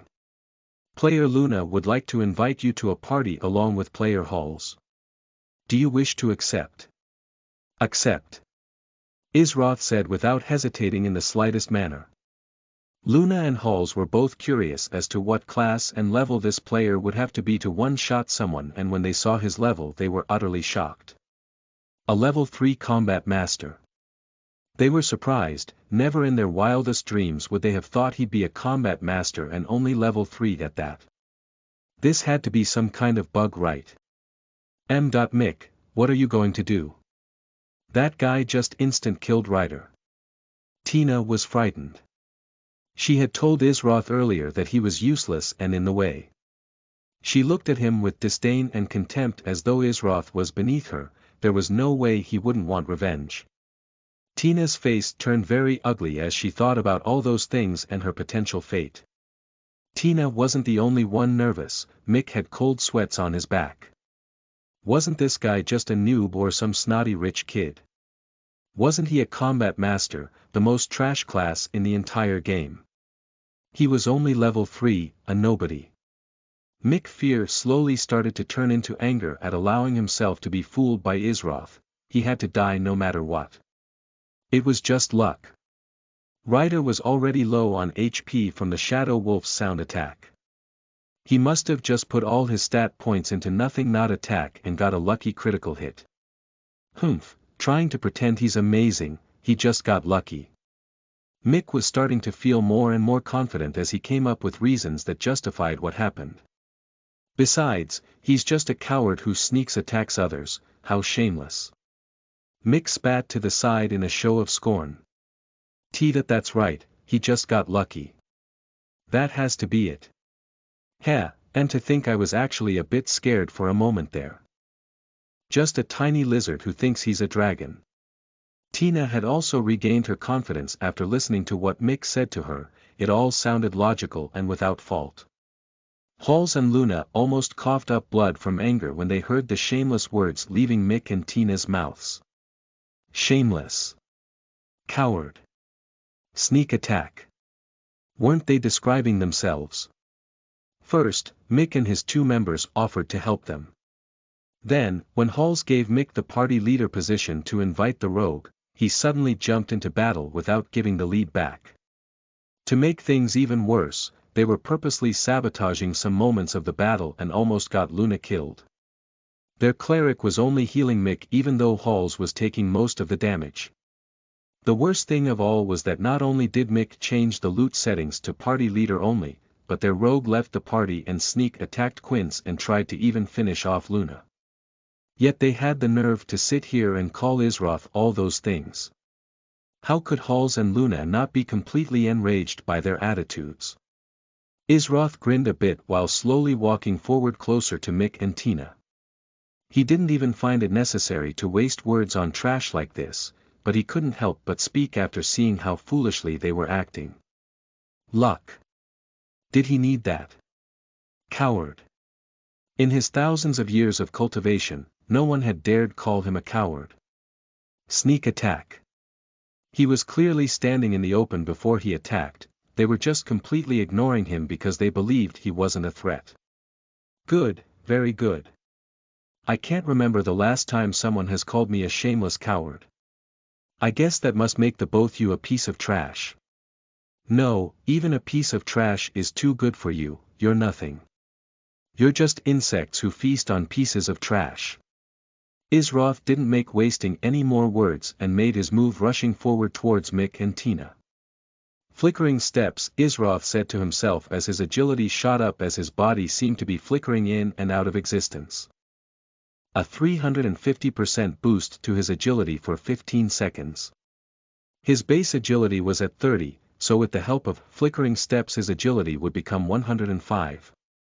That was even more than the Shadow Wolf's monstrous agility, and it is a world boss. Mick and Tina could barely even react to the Shadow Wolf's agility of 80, and that was only because Halls was such a good tank, constantly keeping the focus on him and shifting to cover for their weak spots and making good calls. All they saw were flickering afterimages of Isroth as he moved closer to them. They were scared senseless. Such speed shouldn't be possible. He was even faster than the Shadow Wolf. Doomed, they were doomed. Mick and Tina's faces turned extremely hideous at the turn of events. But they had no choice but to fight now. there was no way Isroth would forgive them by this point. Mick grit his teeth and tightened his defenses. Look, you can have all the loot, okay? We will even help you get rid of those other two and listen to what you say from now on. Okay, so how about we just let bygones be bygones? Mick was still trying to salvage things even in this situation. When Luna and Halls heard Mick, they both wanted to strangle him themselves. Even in this situation, he could still act so shamelessly. But would Isroth trust the words of such a shameless person? The answer was no. Even if he did, Mick and Tina had crossed his bottom line time and time again. They both had to die. First, baneful sword. Destruction. Isroth's sword in one smooth motion was unsheathed, slashed forward and then sheathed once more. 260 HP. 0/150 HP remaining. Tina, ding. Player Tina has died. Tina didn't even have time to heal. Nothing much had to be said about a cleric's poor defense. Before she could even react, Tina suddenly fell over. She had died. Another player killed with only a single strike. It was an overkill. In fights, one should always target the healer first, otherwise the entire battle could be dragged out until your inevitable death if the healer can heal for more damage than you can output. Isroth recalled the memories of that hardcore gamer that was absorbed into his own and target Tina first. He wouldn't even give her a small window of hope. Mick finally lost his last bit of confidence as Tina was taken care of in one strike just as Ryder was. Was he also going to die here the same way? He could only feel regret for his actions. If he had decided to instead make friends with this person, perhaps they would have been able to get many benefits from his strength. But it was too late now, they had already become enemies and nothing could change that.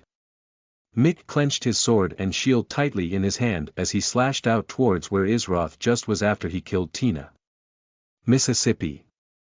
Mick didn't attack anything but the flickering afterimage of Isroth, and not too long after he felt a sharp pain on his side. 70 HP. 380/450 HP remaining. Mick, too fast. He was way too fast. Mick couldn't even put up his shield to block in time, he couldn't see the attack coming at all. Mick started to panic and just wildly swing his sword around him trying to get a hit off. It was like trying to hit a phantom. Mississippi.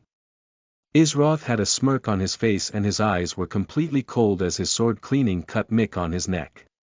Critical hit. 140 HP. 240/450 HP remaining. Mick, it seems if you hit actual vital points, there's a high chance that it'll be a critical hit. Isroth thought to himself as he continued his assault against the utterly defenseless Mick. Isroth's sword slashed across Mick's back. Of course, none of Mick's attacks would hit by swinging his sword randomly. Isroth could easily avoid that level of attack with his current agility. 70 HP. 170/450 HP remaining. Mick, even though Mick was a warrior, he invested most of his points into strength, one of the worst things you could do for a tank. While it would seem like a good idea in the beginning because you get to do more damage, as you get further into the game you wouldn't be able to be a tank or damage dealer because you wouldn't be able to take or deal enough damage. While Luna was indeed concentrating on the battle with the Shadow Wolf along with Halls, she couldn't help but keep some attention towards the battle going on over there. Terrifying. That was the only word she could think of when seeing that flickering afterimage moving around everywhere. What skill is he using? That has to be at least a B. No, an A.-ranked skill with that kind of power. Combat Master. I thought they were supposed to be a trash class, but maybe there's much more to it than that. After all, I doubt the company would add in a completely useless class. Also that weapon. Luna thought to herself. She was correct, the company would never add in a useless skill. It wasn't that Combat Masters was trash, it was just that they required a unique kind of player. After all, creating skills may seem easy, but one had to know that it was actually very difficult to create a strong skill. It just wasn't worth it to have potentially a bunch of weak skills and no strong skills. At least with a defined class you would eventually get a strong skill. But with Combat Master, there was just simply no absolute way of knowing. Critical hit. 140 HP. 30 HP remaining. Mick, Isroth had once again struck Mick in at a vital point with his sword and managed to get another critical hit. Now, he was only one strike away from death. Mick's eyes were filled with fear. It hadn't even been more than 6 seconds since the fight began and he was already in such a state and Tina had died. Mick started to think back to the moment that he first came across Isroth. He had a flash of brilliance when he saw that rare weapon sitting upon his back. He had to have it. But the more he thought back, the more his fear slowly started to turn to pure hatred for Isroth. Mick felt as though he had been toyed with all along and that it wasn't him scheming against Isroth, but Isroth scheming against him. "I won't rest until you die."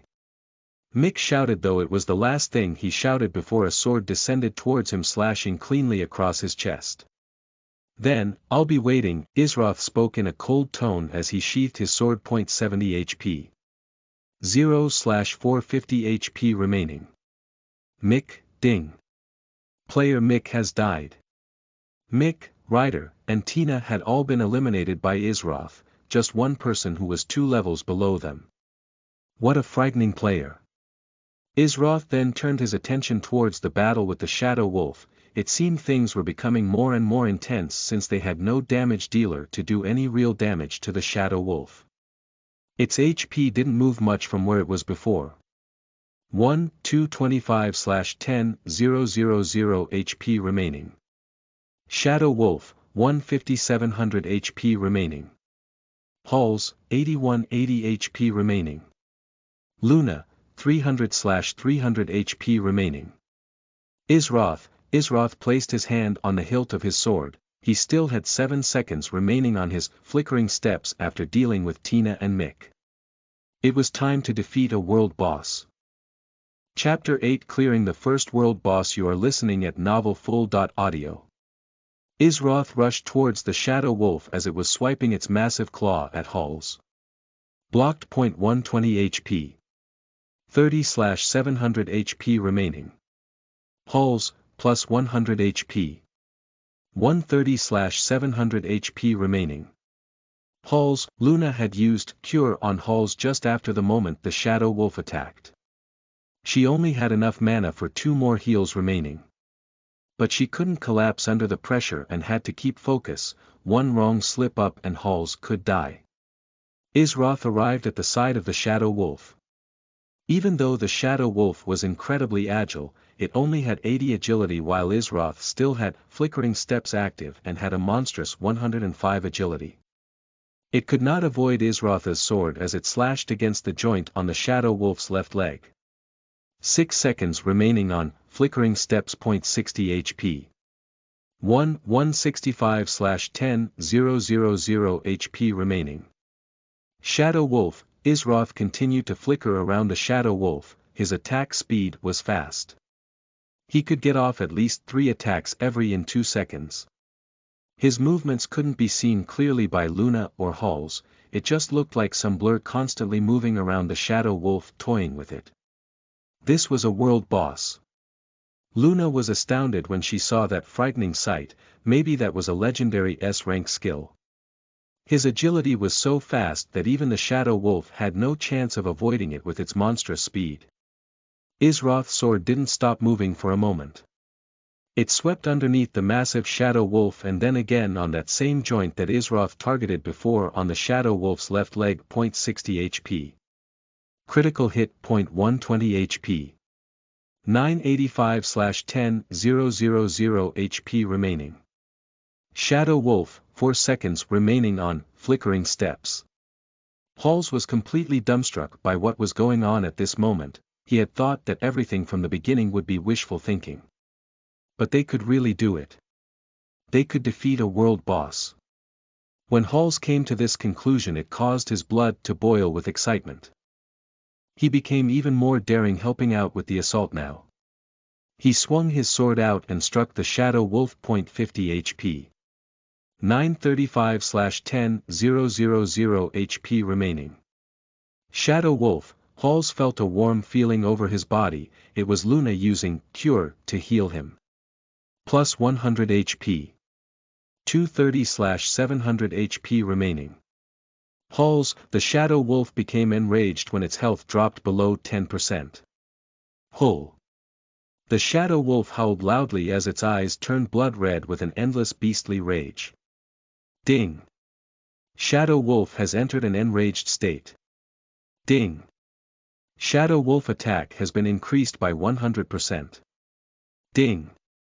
Shadow Wolf has gained the skill Endless Rage. Every 1 second its attack will increase by 5%. Luna's eyes instantly widened when she saw that alert.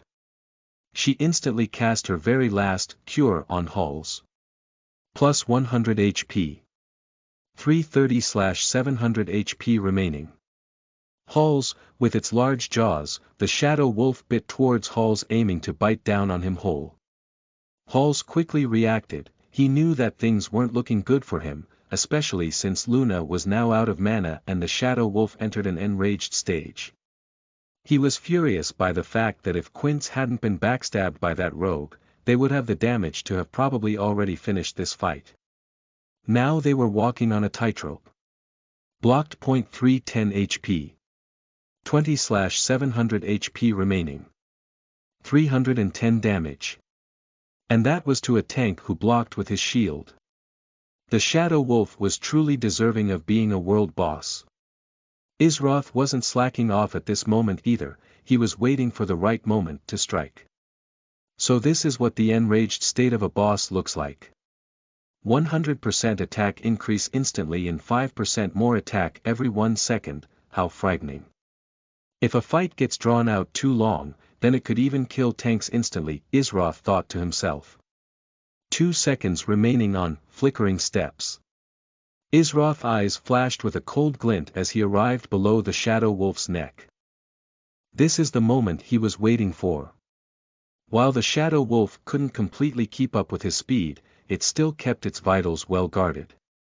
But while in an enraged state, it wouldn't care about taking damage as much as it did dealing damage. First Baneful Sword. Destruction. Isroth's sword rushed out towards the neck of the Shadow Wolf, but he wasn't done yet. Sword Force. Isroth shouted out as his sword became coated in a soft light blue aura. Although that aura seemed to be weak and not harmful, a strong oppressive force was behind it. Isroth used the active skill from his nameless blade, called Sword Force. It gave the next attack on the user a 200% damage increase. It was like a free critical hit. As Isroth's sword tore through the neck of the Shadow Wolf, he got one more alert to go along with everything.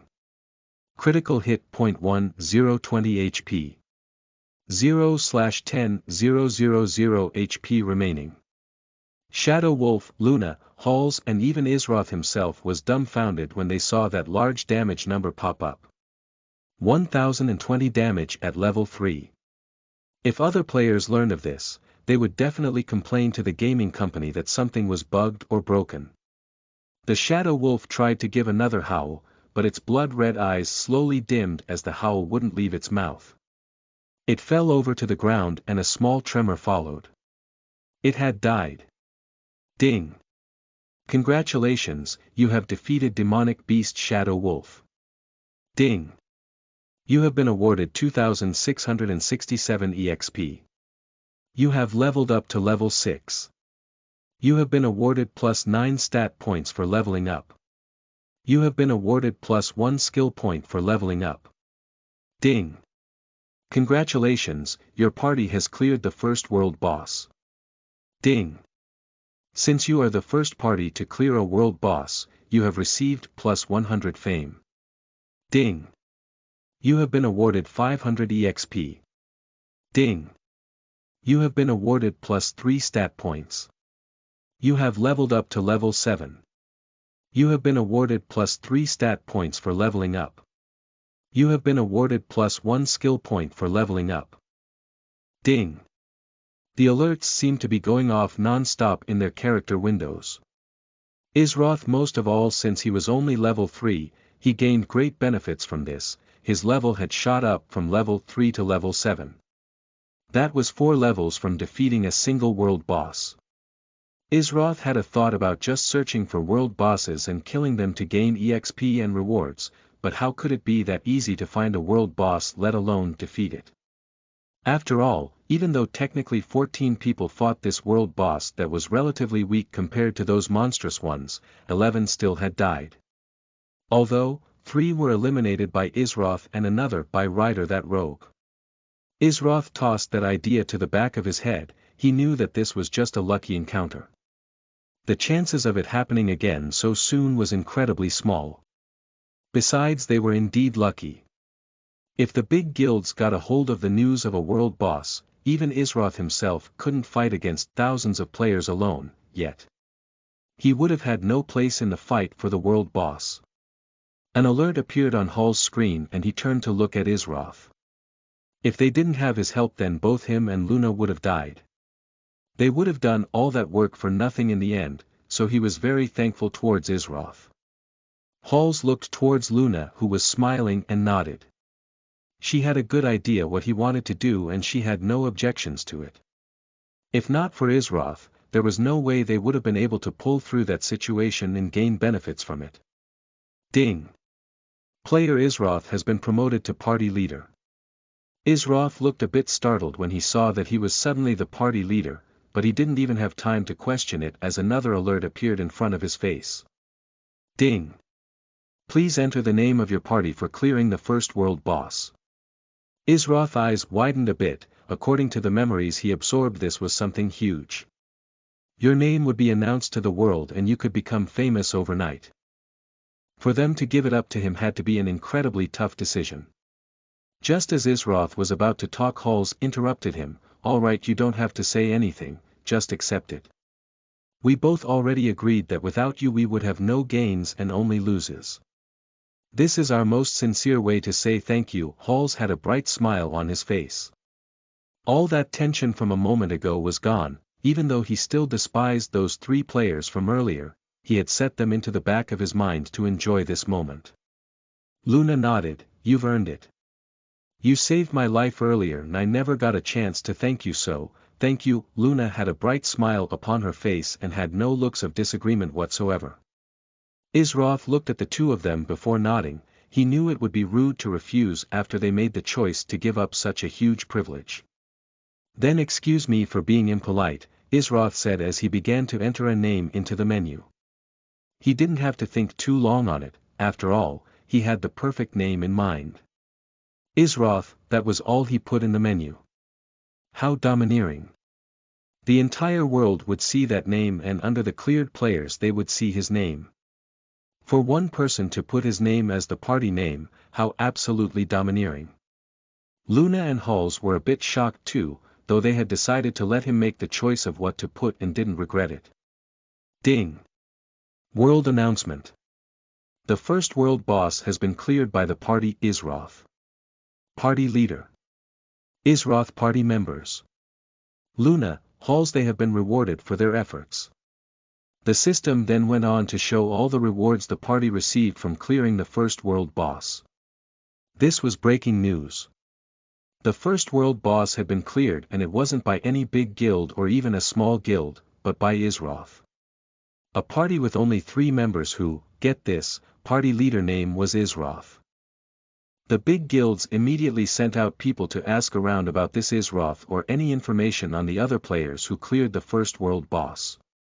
They had never heard of anyone or any guild with the name Isroth, and neither of the other 2 players was famous names. Big guilds had to have information on things like this, it was how they stayed above all the other competition. But most of them were after one thing, and that was the spawn location of that world boss. After all, even though they wouldn't get the first clear, it would still drop loot they could use. The world chat was going crazy. Everyone was talking about the same thing, how only 3 people cleared the first world boss. Is that even possible? How could only 3 people kill a world boss? Maybe they were pro players. Pro players. Ha! I follow the E.Sports closely and I can tell you that no famous pro players have those names. If they were that skilled they would have been known a long time ago. They had to find or a bug or cheat, right? I mean, 3 people fighting a world boss this early is a bit suspicious. Oh, shut up. You're just mad because you didn't get those rewards. Those are some insane rewards. Your mom is an insane reward. LOL, ROFL, he got you, dude. What did you say, noob? Meet me by the willowed forest and say that to my face. As the world chat was going crazy, Isroth, Luna and Halls were staring down at the pile of loot near the Shadow Wolf. Loot. This was the thing all players looked forward to the most when defeating monsters, especially boss levels monsters who dropped the best loot. It was even better since this was the first time the Shadow Wolf has been killed, so the loot will be the very best. Luna and Halls were very excited but still managed to hold themselves back. They were waiting to see how Isroth handled things. After all, even though the fight was over, Luna had no mana and Halls was 1 hit away from dying. They would have a death wish if they provoked him at this moment. Isroth sensed that they were a bit nervous and smiled towards them. He had a simple saying, he would always repay kindness tenfold and contempt 1,000-fold. Isroth had no enmity with these two and they seemed like good people from the way they handled things. He would, of course, be fair about things. Isroth shook his head, we'll divide the loot fairly between us. While it's true that I did kill it, it was you guys that got it that low to begin with. Luna and Halls relaxed a bit and let out a sigh of relief. Luckily Isroth was a fair person and had no grievances with them. This improved his image even more in their minds. Isroth reached down to pick up the loot and the first thing that he saw left him shocked. Isroth let out a sigh in amazement, truly worthy of being loot from a world boss. Chapter 9, Dividing the Loot and an Unexpected Gain. You are listening at novelfull.audio. Loot drop. .10 silver coins. X3 shadow wolf hide. X1 concentrated demonic beast core. X1 shadow fang sword. X1 shadow necklace. X1 eye of the wolf ring. X1 skill book. Shadow movement. What amazing loot that dropped. The rarest thing that dropped was without a doubt the skill book. The chances of such a thing dropping were astronomical, most likely less than 0.001%. But because it was the first kill on this world boss, their chance increased greatly and they were lucky enough to come across it. Even though the skill book was the most valuable item, that did not mean the other items were useless. In fact, there were accessories which were quite difficult to get a hold of, especially this early in the game. Their gains from this would cause those with bad intentions to have a great deal of greed, especially if they knew about that skill book. But, none of the 3 here were stupid enough to disclose the items they received so lightly to others. The silver coins, on the other hand, that would obviously just be divided evenly between them. 1 silver coin was equal to 100 bronze coins. That meant 333 bronze coins for each of them with 1 bronze coin to spare. Of course, it would most likely go to Isroth. The first item that Isroth had picked up and sighed at amazement because of was the skill book. When he read the description of the skill, he could not help but react that way. Skill name. Shadow movement skill level. Maxed skill rank. Requirements. 50 agility active.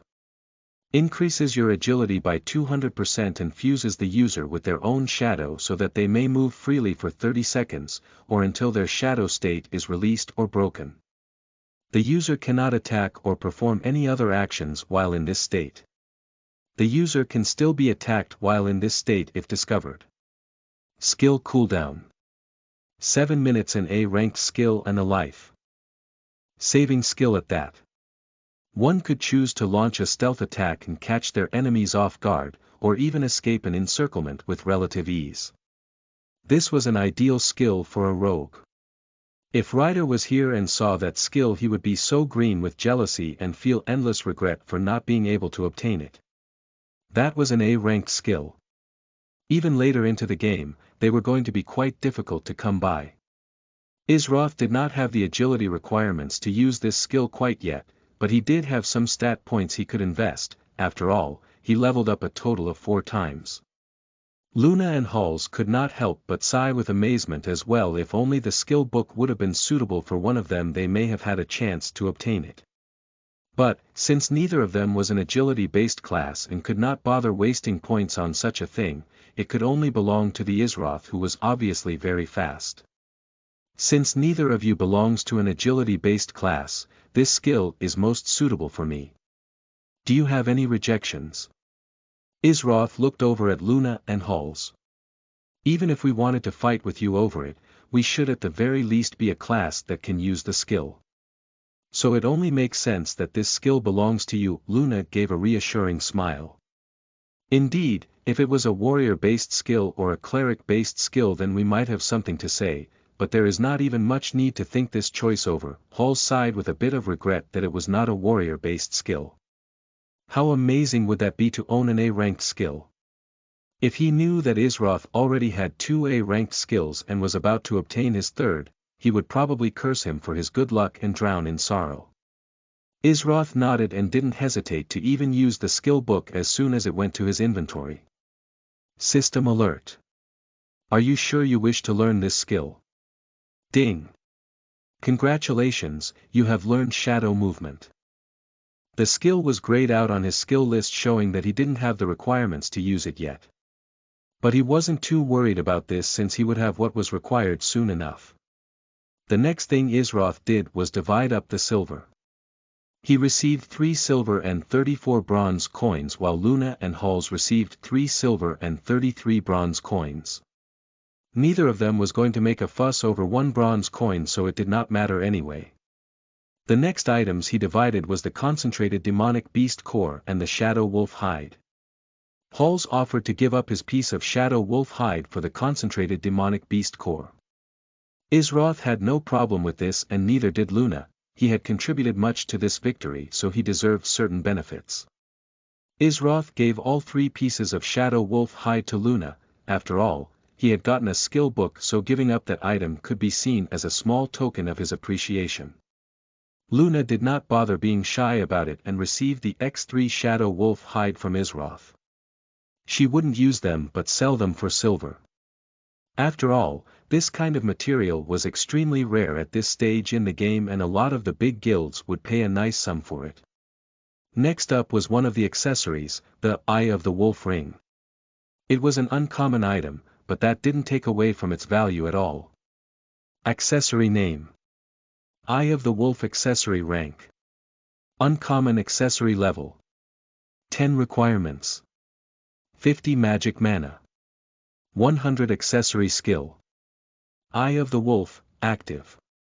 Allows the wearer of the ring to perceive the battlefield with the heightened vision of a shadow wolf. Last 2 minutes. Cooldown: 10 minutes. What a useful ring.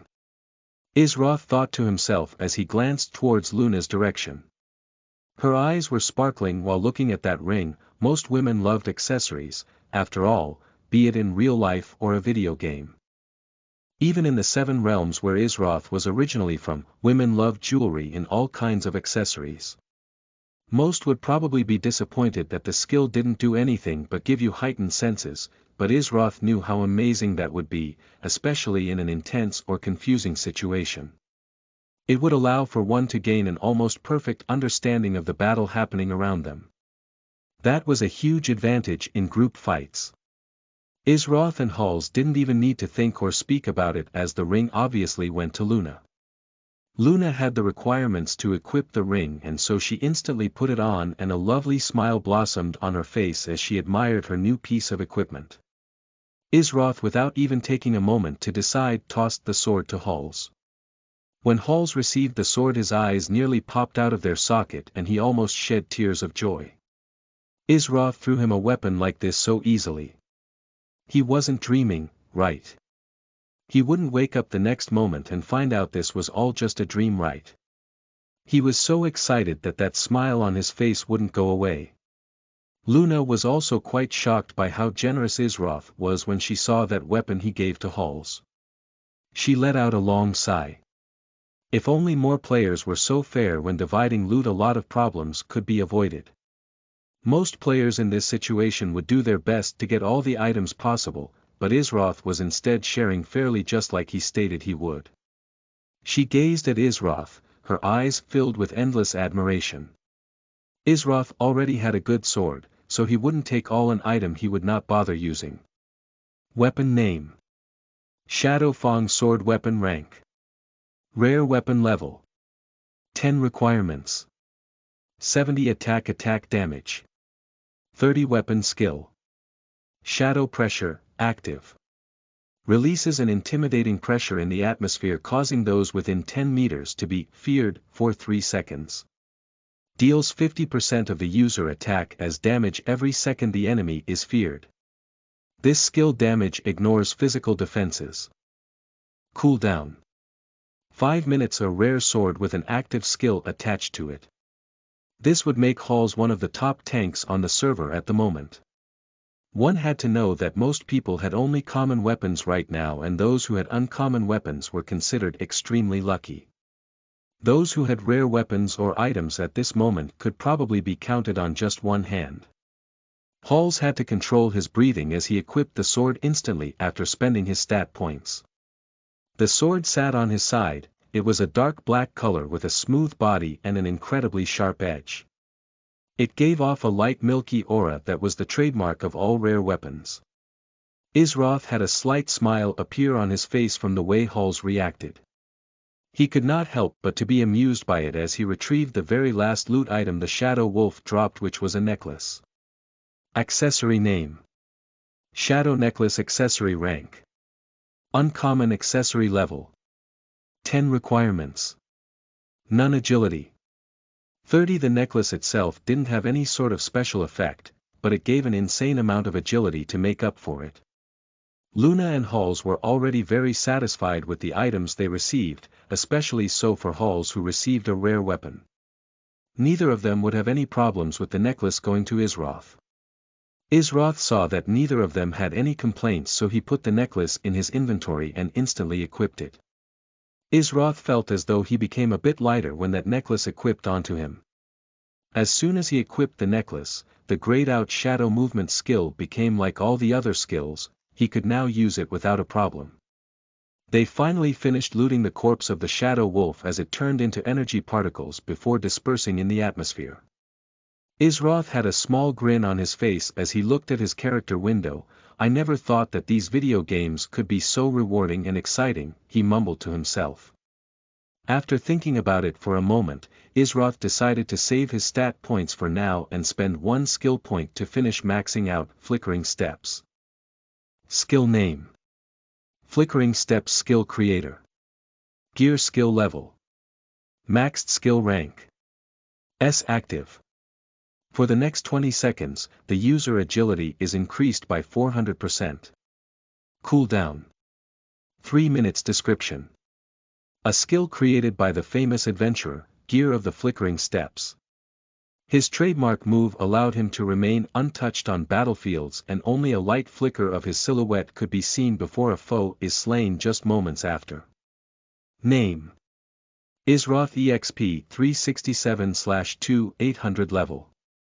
7. Stat points: 15. Title: None. Class: Combat Master. HP, hit points: 300/300 energy. 100 ATK, attack. 90, 60 plus 30, defense, def. 20 agility, AGI. 60, 30 plus 30, magic, mag. 0 gear equipped. Nameless blade. Main weapon: Shadow Necklace. Accessory: 1, skills. Skill points: 1, Breaker of Limits, passive, level.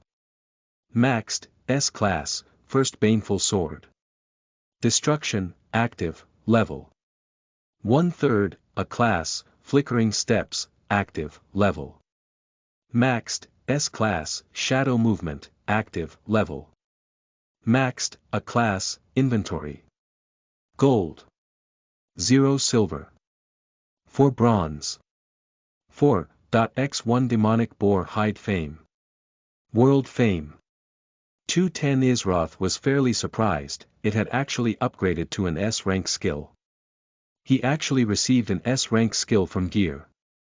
It was only at a rank because he had not mastered it completely yet, but now that he had, it had become a monstrous skill.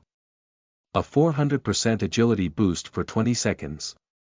He could practically toy with his enemies during that entire time, and if he wanted to escape and used that along with shadow movement, no one could even think of catching him. Ding!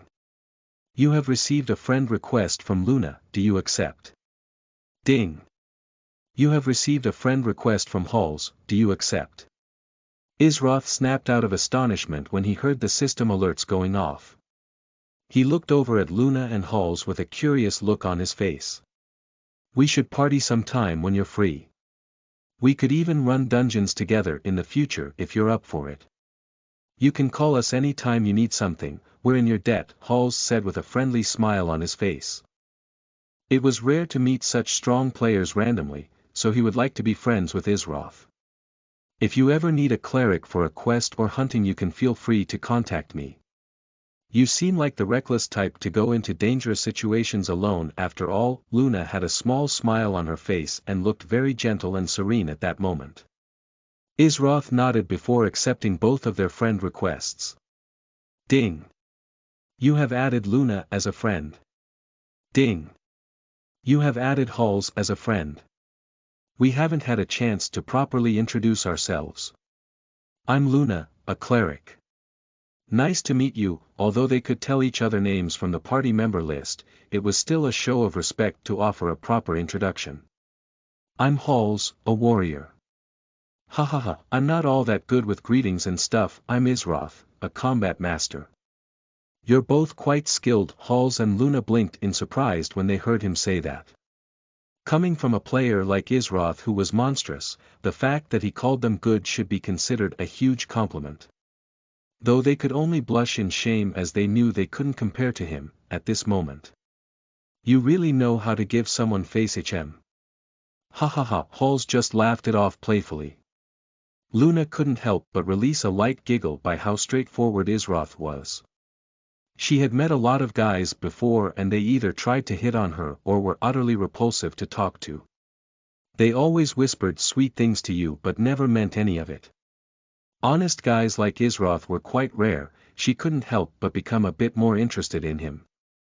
We're going to head back to town for now and meet up with the people we originally formed a party with. Do you want to come along? Halls offered even though he knew the most likely answer. Izroth shook his head while responding, that's alright, I plan on exploring a bit more since I'm already out here. You can head back without me. Ding. Player Izroth has left the party.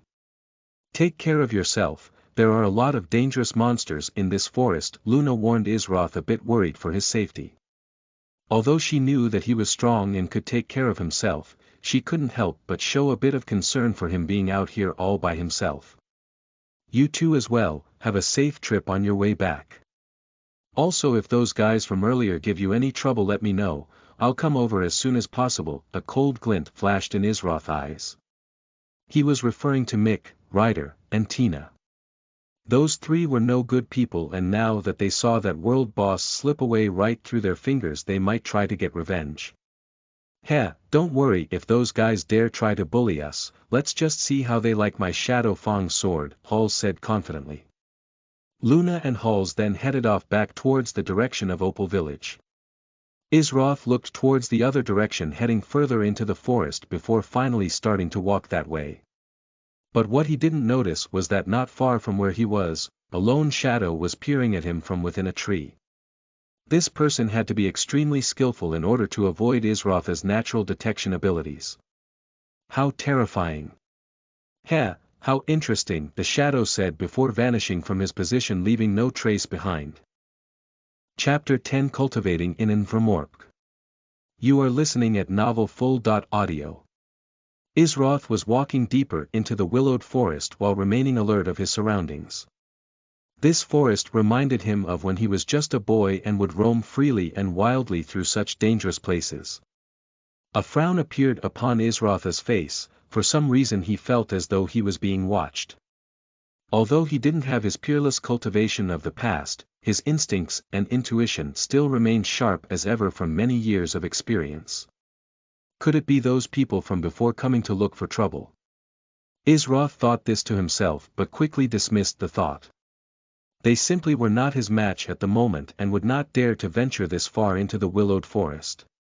Then a sharp flint flashed in Izroth's eyes as a light green blur shot past him.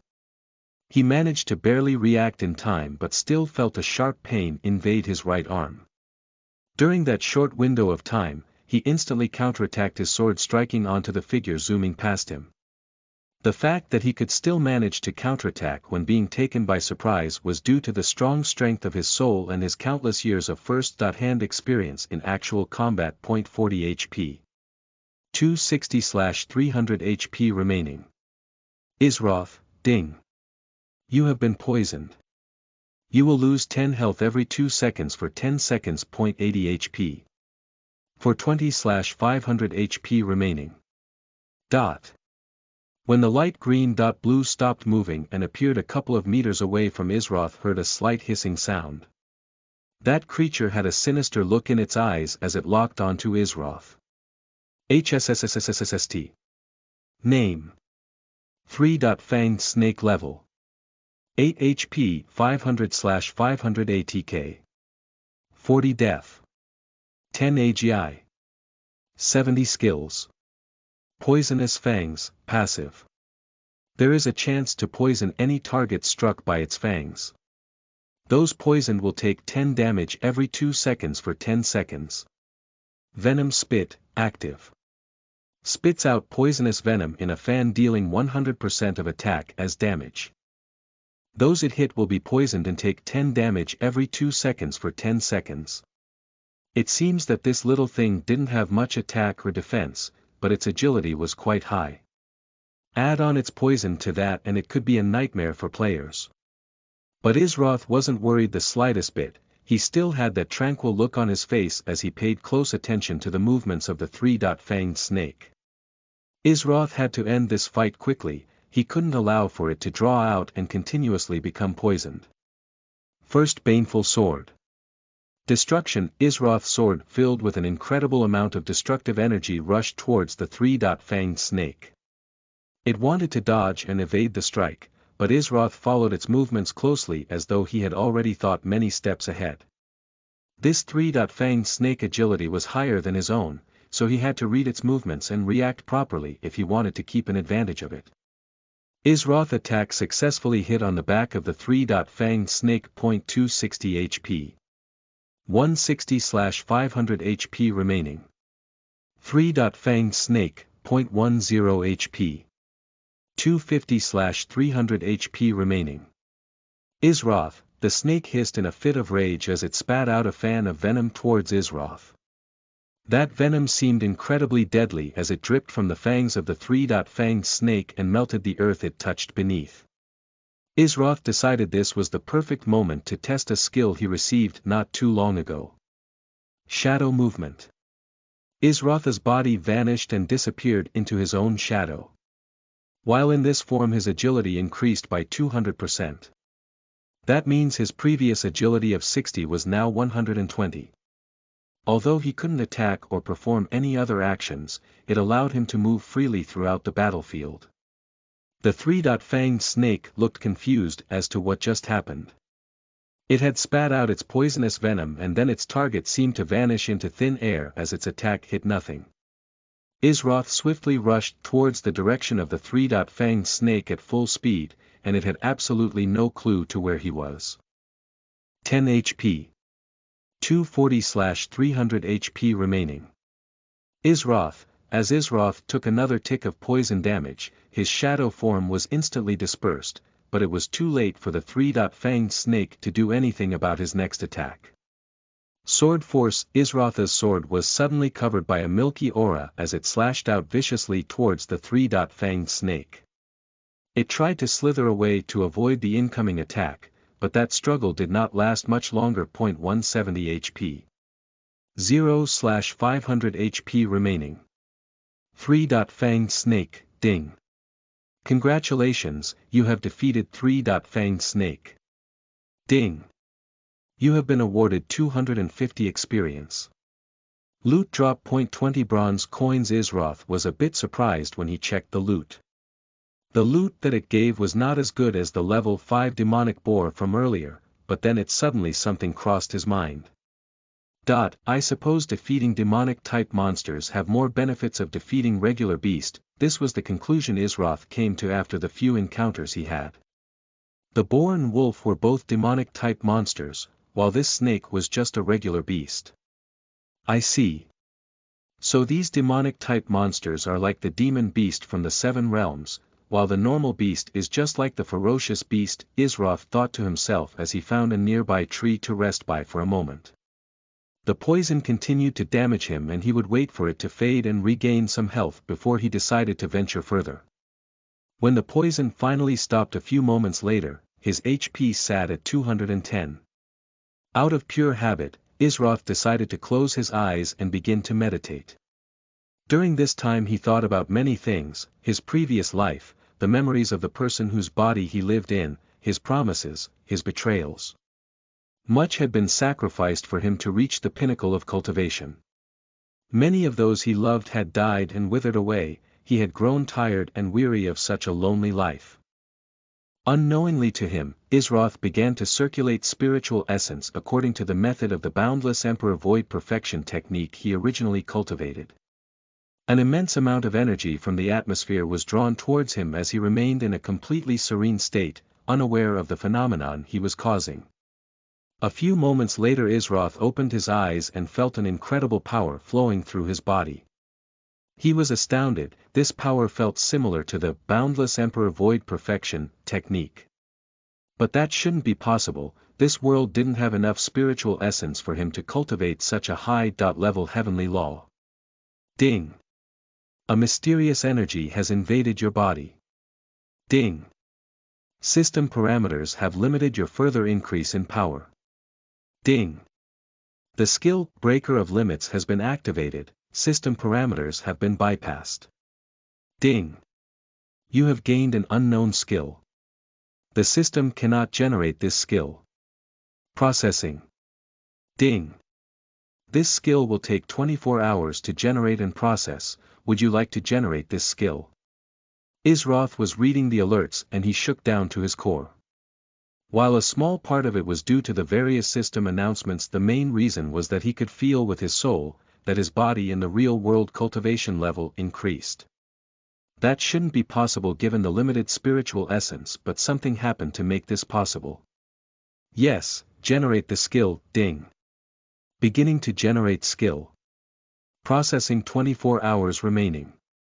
Isroth tried to calm himself and regain his wits and composure before thinking about things logically. When I tried to sense the spiritual essence in this realm, it had so little that I could not even cultivate some of the lower-level heavenly laws. Yet, my body seems to be absorbing energy from another source, as though it is directly linked to an unknown gateway. Before getting too excited, Isroth decided to give it a try one more time, but suddenly the swelling power inside of him vanished as he received an alert from the system. Ding. The system cannot generate this skill at the moment. Processing 23 hours 59 minutes 32 seconds remaining, Isroth could only sigh in a bit of disappointment as he saw that message. But with this he came across something amazing, he potentially had a way to cultivate in this realm. Not just something that would make him stronger in-game, but also increase the cultivation level of his real body in the outside world as well. Isroth had traveled to all 7 realms and had never come across a phenomenon such as this. But nevertheless, he was exhilarated at this moment. Before he had no other goals in this realm, or rather a universe as they called it, besides completing the certain task so the soul of Jean, the original owner of this body, would eternally rest in peace. But now, this event changed everything. He may very well be able to cultivate again, but he would not any solid proof until this skill the system was generating finished. 1 hour in the real world was 10 hours in this world, so it would take a bit more than 2 hours to finish, though it would feel like 24 hours in the game. During this time he could only let out a small sigh of regret for not being able to have answers immediately. Isroth could only wait for the results and hope that things were the way he perceived them to be. For now, he would try to become stronger so that he could accomplish the goals he already set for himself and keep the promises he made. Isroth stood to his feet and briefly observed his surroundings.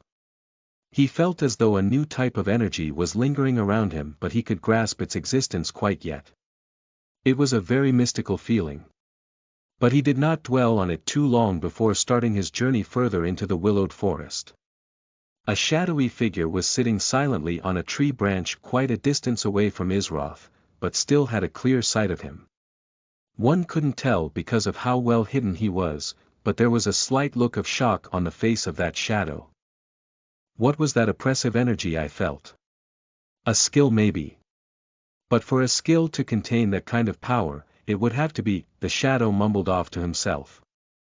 I should continue to maintain my distance and observe carefully. If they are the one I'm seeking, then they must not know I exist yet before it is time. Grow stronger soon, what awaits you will require strength beyond your current means. The shadowy figure seemingly vanished into thin air once more. Isroth was now deep within the willowed forest. But strangely enough, he had not run into any monsters in this area. A frown appeared on Isroth's face as he didn't run into any monsters on his way to this location beside that three-fanged snake from earlier. How was he supposed to level up if he couldn't fight any monsters to fight? Just as he was about to turn back around, he noticed something peculiar in the distance. It was a waterfall not too far from him, and if one observed close enough they would notice the way the water flowed was weird. It didn't flow down like a waterfall but instead flowed upwards as though it was being pulled towards something. Though that was only a brief mirage that appeared, one couldn't tell if that was its true state or not. Isroth got a bit curious and walked towards the direction of the waterfall. As he moved closer he noticed that behind the waterfall seemed to be an entrance of sorts. From a distance, one would not be able to notice it very well unless they had a very keen vision. But the closer you moved, the more visible it became behind the waterfall. A cave behind a waterfall. Isroth looked towards the side and saw a very unclear and rocky path leading behind the waterfall. It was made out of a bunch of uneven rocks stacked next to and on top of one another, so it did not seem like a very stable path. Nevertheless, he still decided to venture into the entrance behind the waterfall. If there was a strong monster behind it and he could defeat it, that would be great. But if he couldn't, he could always escape using flickering steps and shadow movement, so he wasn't too worried about the risk. But what Isroth failed to notice as he had his attention on possible gains, was a small alert that appeared on his screen silently. You have entered the dungeon. Goblin's Paradise.